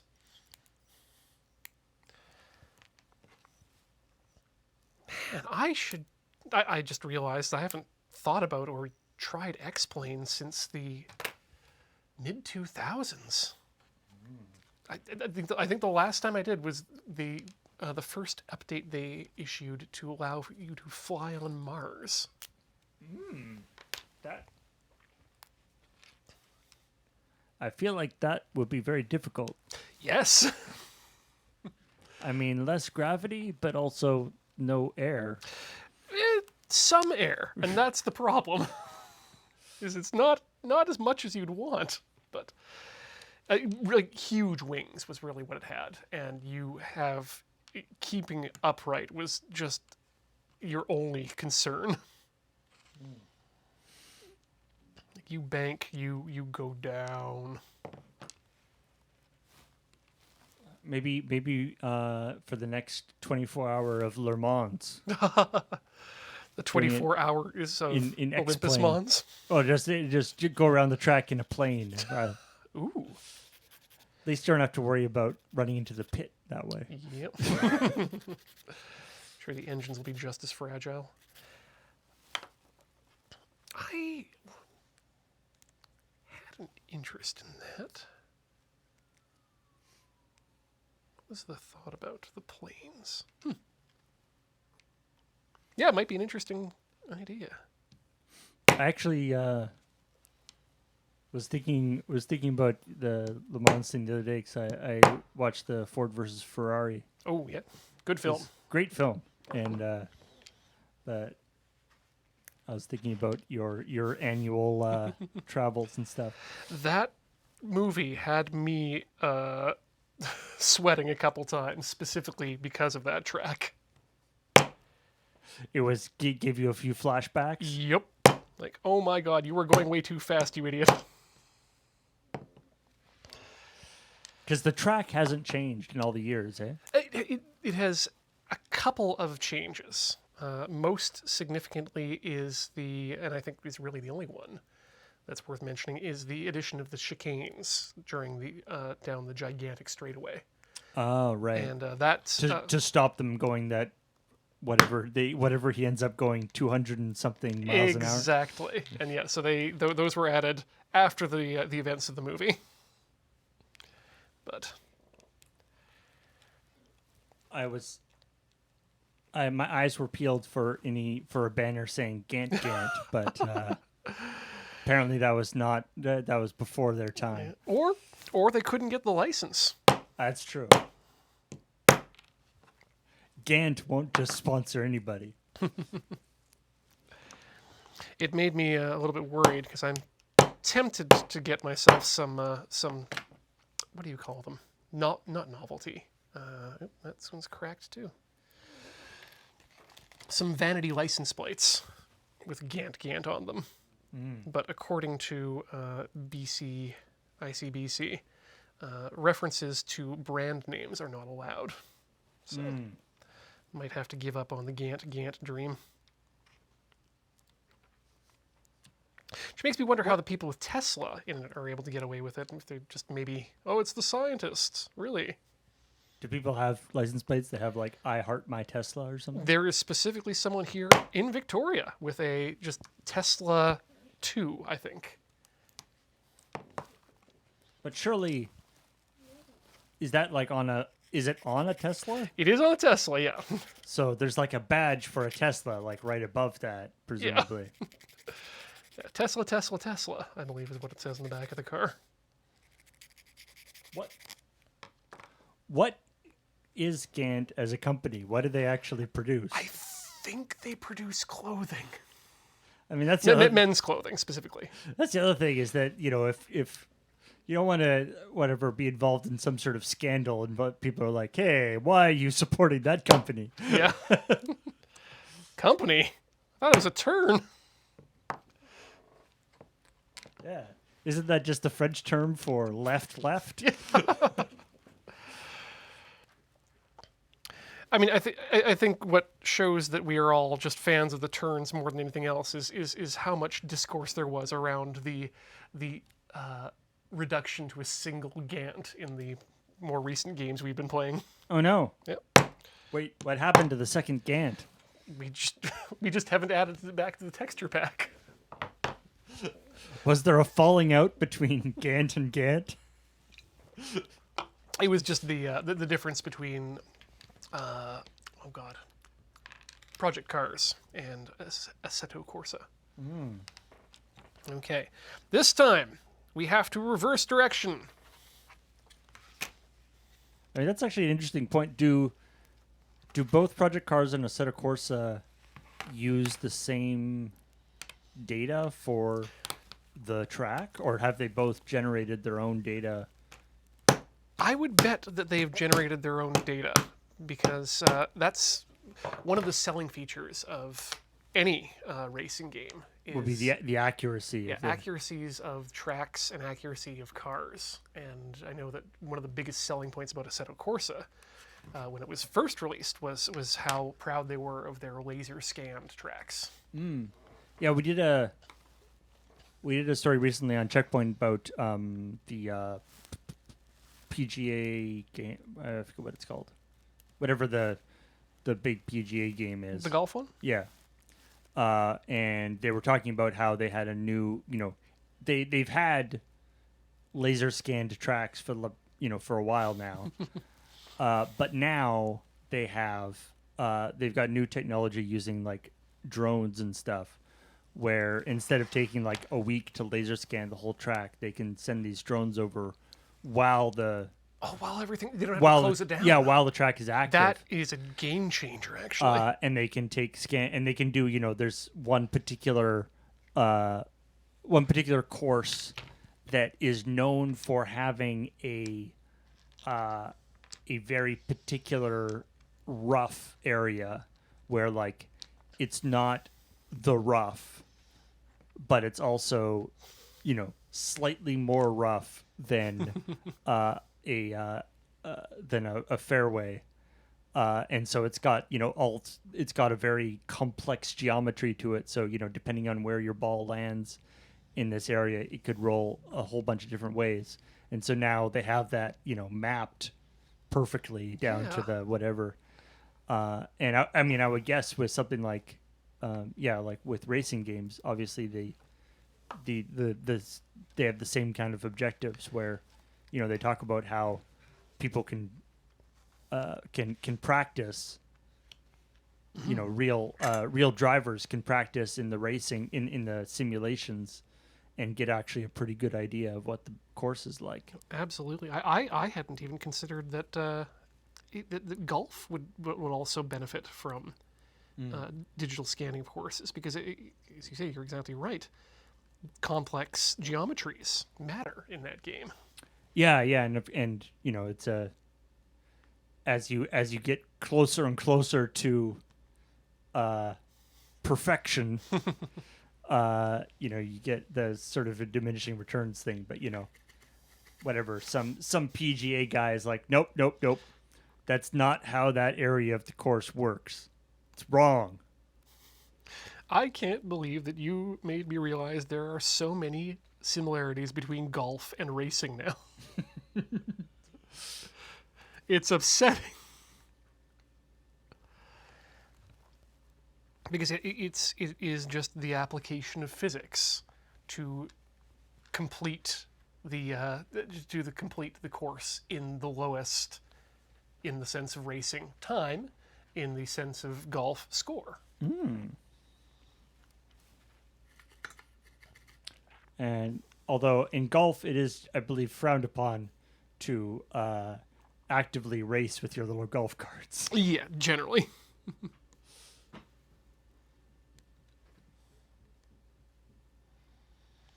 Well, it can get pretty speedy. All right. Doing some good tinning here. Was doing some good tinning here. There we go. That fixed it.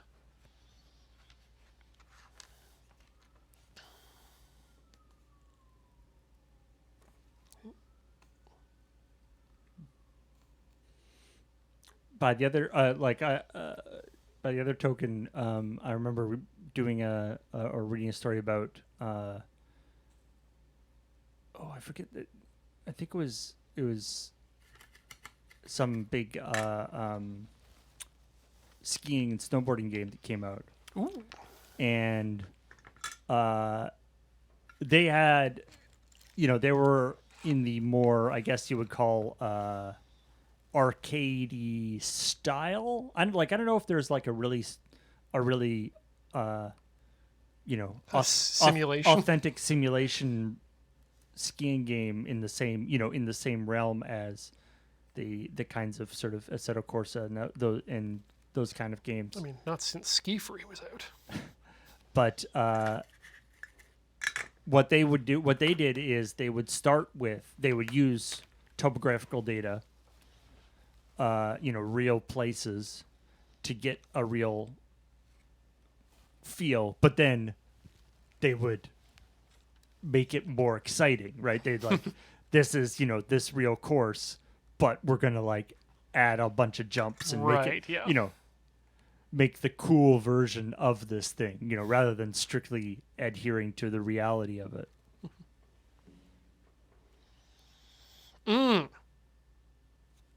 I remembered something I've done incorrectly here. Uh-oh. It's not a problem. It's just something I'm going to need to remind myself of when we eventually get around to wiring this up as a matrix. I've done a very good aesthetic thing in that all of the wires from top to bottom go red, blue, black, red, blue, black, red, blue, black, red, blue, black.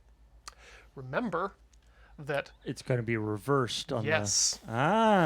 Tricksy. So I'm going to have to be very careful to remember that when I'm soldering these sides, they're going to have to get a crossover at some point.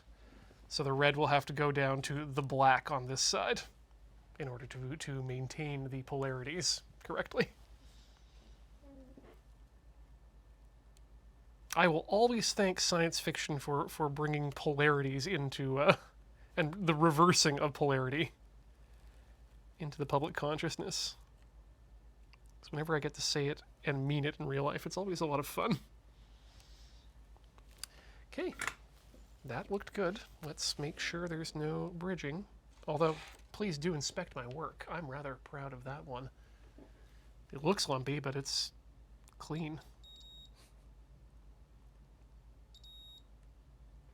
Look. Looks good. Who among us aren't a little lumpy, Little lumpy around the soda pads, It's, hey, I like to live. What can I say? So, what you were saying before with the thing. So, when you're connecting the different lines together, you won't actually be connecting black to black, red to red, blue to blue. Yeah, it'll be alternating. So red will go to black, and black will go to red, and then it'll reverse on the other side. Right, and blue stays the same because it's in the middle. Yep. It's the data cable. All right, so now we pull the wires out, strip them, tin them, see you later, bye. This feels like this would be very good audiobook work. There's got to be like an ASMR soldering channel somewhere on YouTube. So, someone soldering with like one of those microphones with like the two fake ears on it. Oh, absolutely! Oh God, with the sound of the solder and the flux. Okay, now hissing. I'm tinning the wires. Listen to that. Those wires being tinned. You joke, Paul, but give me 1 second and let's give them what they're actually here for. I mean, you are what they're here for here in terms of ASMR, but.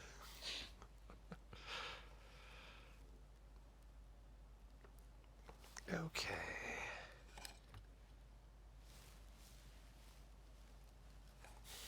Don't do this at home, kids.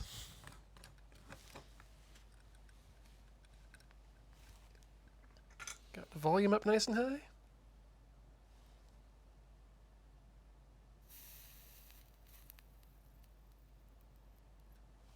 Ooh. Heard some of that. Yeah. Looked for a sec there. It looked like you were burning your beard. It's very close to it. That's why I was like, I'm not going to do that again.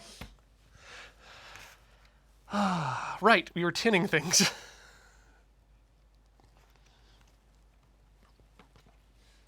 I mean, I guess the the equivalent of ASMR in the world of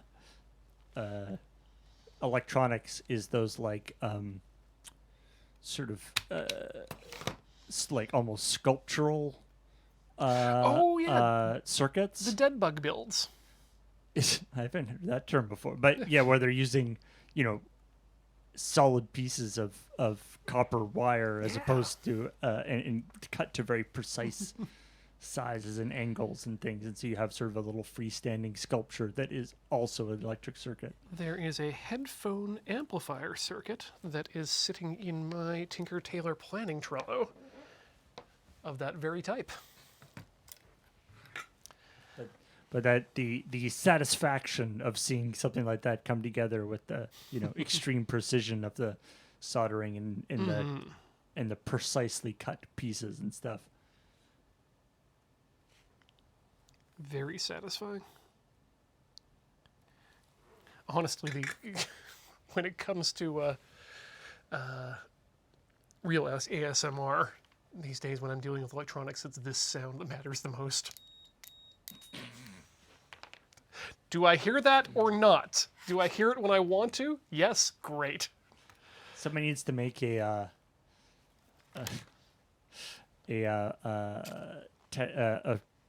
tester probe that just goes Oh, yes. instead of beeping. Is Phil Jupitus on Cameo? Or oh god, Brian Blessed? Or yeah. If I could just have one that just touch the ends together and it says continuity. Yeah, where the beeping noise is fine, but everybody uses the same beeping noise. Where's the like I feel like with all the like random open source, you've got the like open source screwdrivers and soldering irons and stuff. Where's the open source continuity tester where you can like load your own sound packs with into? an MP3 player. Those chips are cheap. Load in one of the sound packs from like Worms. Let's make sure I've got the right direction here. Oh dear.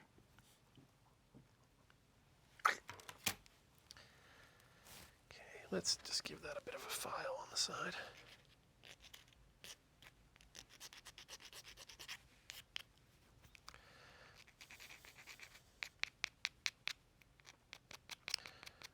I see Lounge Udrit suggests that I should have a fume extractor at some point here.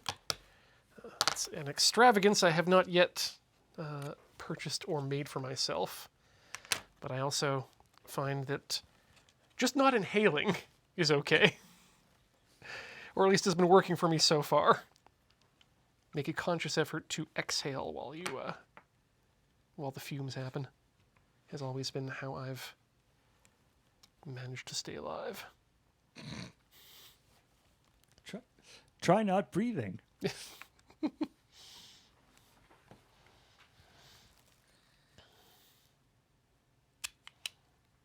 Actually, I did just get that notification yesterday in Death Stranding. The which? I'd gotten the notification to, hey, you seem to be having trouble with these ghosts. Try not breathing. Oh, right. I remember doing that. They're like, oh, yeah. Stop breathing. All right, this works. Yep. I only have 5 miles left to walk. This will be good. I've just been playing the game so far, doing everything in my power to avoid seeing ghosts at all. That, I mean, at a certain point, that is unavoidable. Yeah. I've found it at a lot of positions already, but it was very upsetting. The thing that really threw me off because I wasn't expecting it is, well, there's the aspect of there's sort of other people or other players you know, have their various other things are sort of integrated into your game Yes. that other players have done. Which is something that I was only kind of medium happy about. Like, I don't know. I kind of felt like it might have worked better without that, but it was sort of certainly an interesting aspect. Yeah, I see what they were trying to get at, and I agree. It would be a different game if it weren't there. And But the thing that took me a while to get used to is at some point in the past, before I had been playing, Death Stranding did a marketing tie-in with Horizon Zero Dawn, oh, which meant that one of the things you could set up the welcome holograms Yep. at your thing. One of the welcome holograms is like a 20-foot tall dinosaur robot. And so I'd be just like doop doop doop doop doop doop dinosaur. And it's a dinosaur robot in a game that does not No. have any context for why there's a dinosaur robot there. But could theoretically have a dinosaur robot there. It's true. There's some weird stuff in the game. So Yeah. it's like, ah! I'm willing to accept this, but I'm still confused. And it's like, oh, it's just a hologram. You, sir, I will not give a like to. Oh, I shall punish you by not giving you a like. that is my biggest problem with the game. But you have to give likes. And, Well, that you're expected to give likes, and I couldn't be bothered. yeah, I only when I was if I actually used somebody's thing, then I would do it. But if I'm just walking by it, whatever. But if they're like, hey, here's this part is really difficult, but I put a ladder across it for you. I'm like, okay, thanks. Yeah, That's nice. that'll sometimes get a like for me.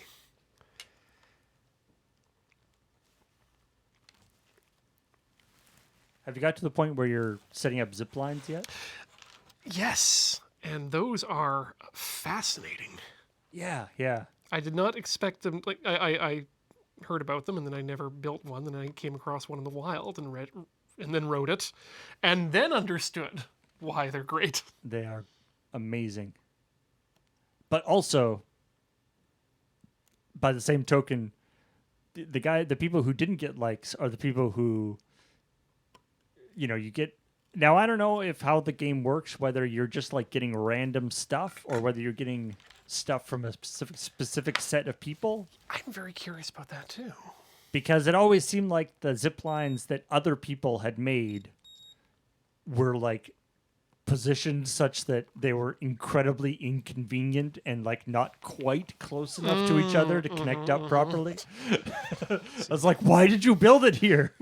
Now I need to make two. No, there was an initial segment of the game where you start off making roads, and those I got into. We just just deliver tons and tons of resources to the different Yep. roads, and then the little robot leg drones can Yep. go faster and farther. I liked those. You'll pass one every once in a while. Go robot legs. Oh, I believe that's something that's only in the... Is that only in the director's cut, or is that only in the... I don't know. Did you never actually see the robot legs? I have never seen them in the wild. I've seen them when I've summoned them to go send something else somewhere, but yeah, never actually got to see them myself with mine own two Norman Reedus eyes.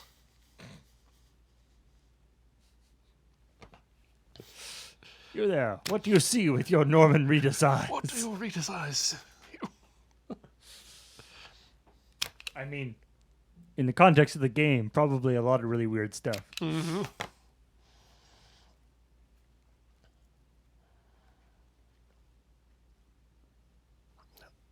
It's a good time, and I can definitely relate to Reedus showing us his figure collection every time you're in the personal locker. Yeah, yeah.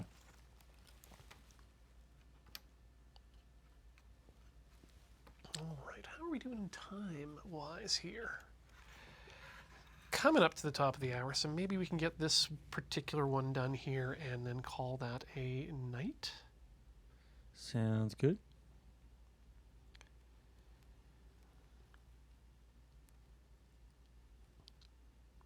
Oh, I didn't give these any flex. That's why it's not going on there nicely.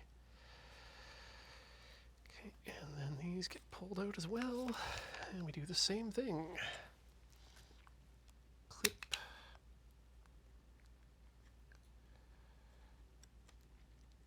Yeah, this definitely feels like a faster technique now that we're into the rhythm.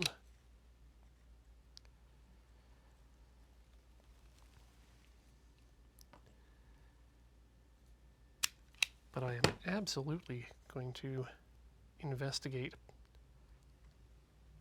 editing the STL files and adjusting them to be usable with strips, if that's a possibility. Yeah, I mean, I don't know if there is. I guess, you know, whether there are RGB LED strips of the precise spacing that would be required. Although I feel like something like that has to exist. I think you're right. I really do, and I think that it could be done that way. Of course, the interesting thing, like I remember when we got those little nanoleaf triangles for the walls in Studio B. You know, we talked about it, and we were talking. You know, we sort of, I think we did like a little bit of a loading time thing about, you know, talking about installing them and stuff, and we got a bit of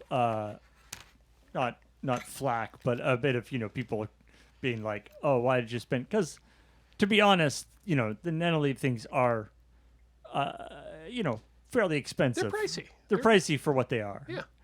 If you sort of look at it in terms of components, you know, somebody goes, well, if you look at this thing on Hackaday with these ping pong balls or, you know, with the little triangle things, and it's like, yeah, that's true. But, you know, it's not just there's the triangle things, but then there's also the, you know, all the software that goes with it. And warranty behind it. And you know, and like the triangles are, there's some quite sophisticated stuff going on. For instance, the software knows the configuration of the triangles automatically. Like the triangles know where they are in relation to each other, which is no setup there. Which is quite a fancy connection. And so it's sort of it is one of those, and I mean I was looking at the article on this particular build, you know, the guy says, like, in any project like this, everyone knows that the harder part is the software part. Yes. And to his credit, you know, he wrote a little Java app to do a bunch of the stuff. Very cool setup. Because that is sort of an interesting aspect of it. It's like, sure, you can do the thing, but all the sort of the quality of life and sort of the software and the sort of tricky, fancy stuff to go along with it. Yeah, the fact that that we even have a library for what I'm planning to use on the Teensy is still, that's something that you can't just, unless you know how to program how to solder up a Teensy and flash it. That's a lot of knowledge to have, or a lot of tutorials to have to go through. Whereas the Nanoleaf, you can just go to the store and buy one with your money. Yeah. And there's, you know, or I mean, a lot of stuff that, like, say, like Elgato makes kind of fits into the same thing, right? Yeah. You know, yes, there are lots of ways that you can DIY your own Stream Deck.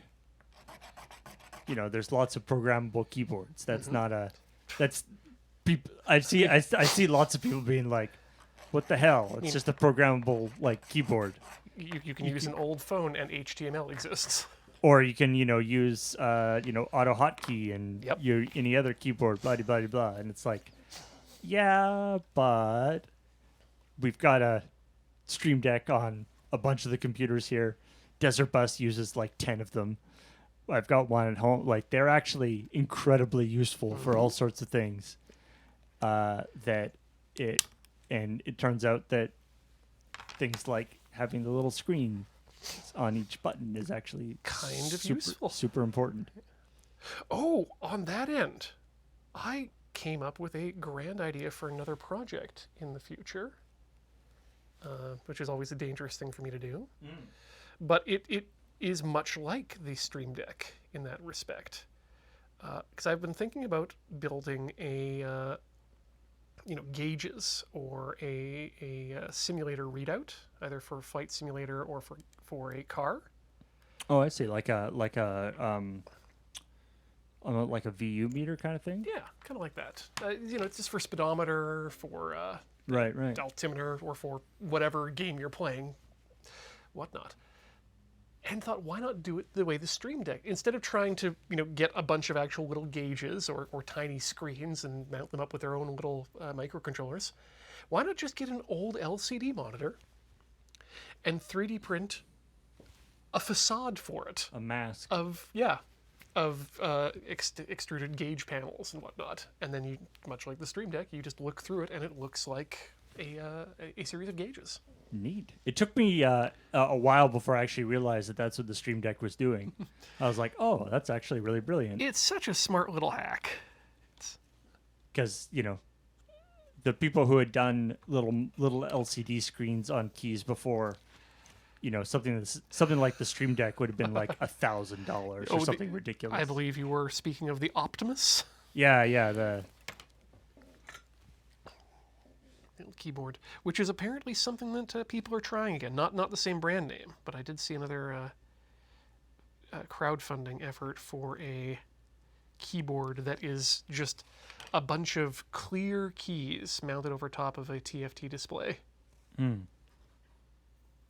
Now the thing that I wish the Stream Deck has gotten, the sort of subsequent editions have gotten better, but the thing that I wish could be better, and I don't know if it can due to the way they're doing it, is that the keys, because of how they do it, the keys are kind of mushy.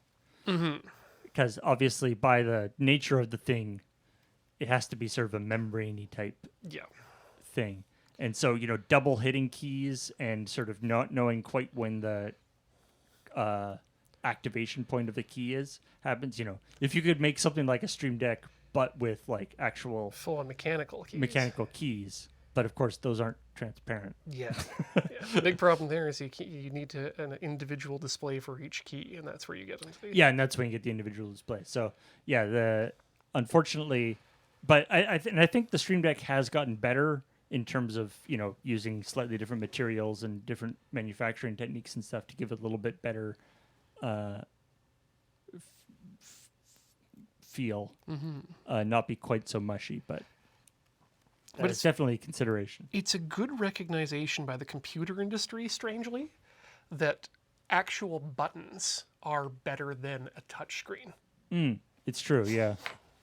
Yeah, because you can have muscle memory for a series of buttons. You can't really have it so much the same for a... Well, no, you can have muscle memory for a touchpad.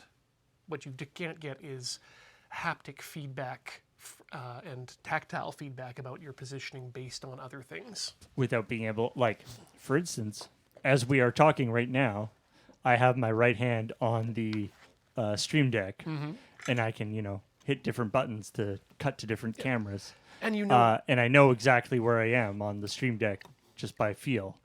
Whereas if I had the same technology on the phone, which I can have, I would not know how to. I would not know where my fingers actually were on, and also I couldn't just rest my hand on it because then it would be starting to inadvertently activating things. The Paul's hand knows where it is because it knows where it isn't. It's true.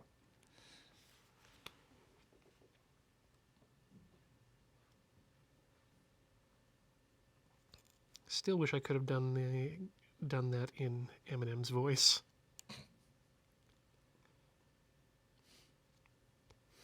There's the new Stream Deck that's got dials on it now too. Yeah, no dials are. So that's the new thing. So. Dials are the one thing about the current keyboard community that I wish I had in my current keyboard. Right, yeah, there's been a couple of recent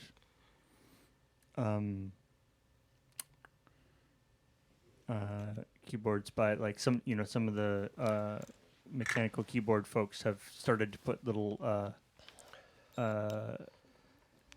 what are they called? Not Rotary encoders. right, rotary encoders, yeah. No, they're kind of table stakes these days for most mech keyboards, but when I was first getting into the hobby, they were a lot more rare.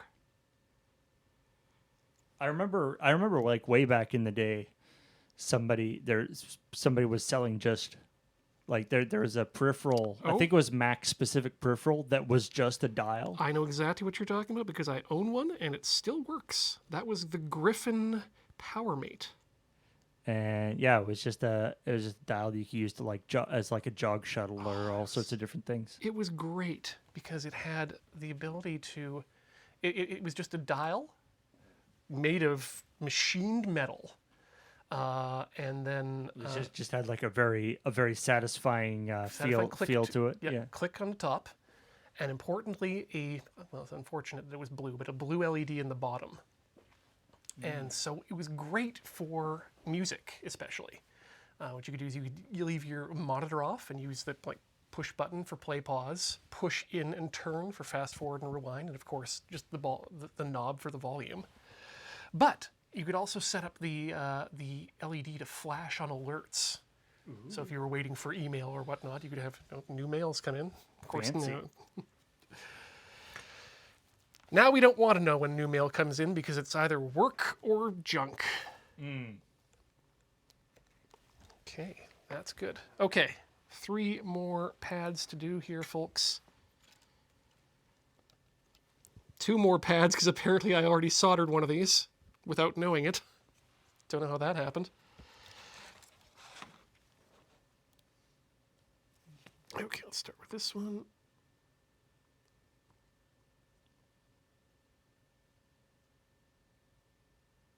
Okay, that's in. That one's good. And then we'll just sneak our iron underneath there. Push down on that. Of course, if you saw the behind the scenes at Desert Bus, what I really want from Elgato is the 10 by 10 Stream Deck. That is clearly being demanded by their audience, rather than having to use the 5 Stream Deck XLs that I think were behind the scenes at Desert Bus. Yeah, how? What was the point of that? They had a lot of buttons. A lot of buttons to push. At what point do we just get a 42-inch 4K display and lay some buttons down on top of it? Yeah.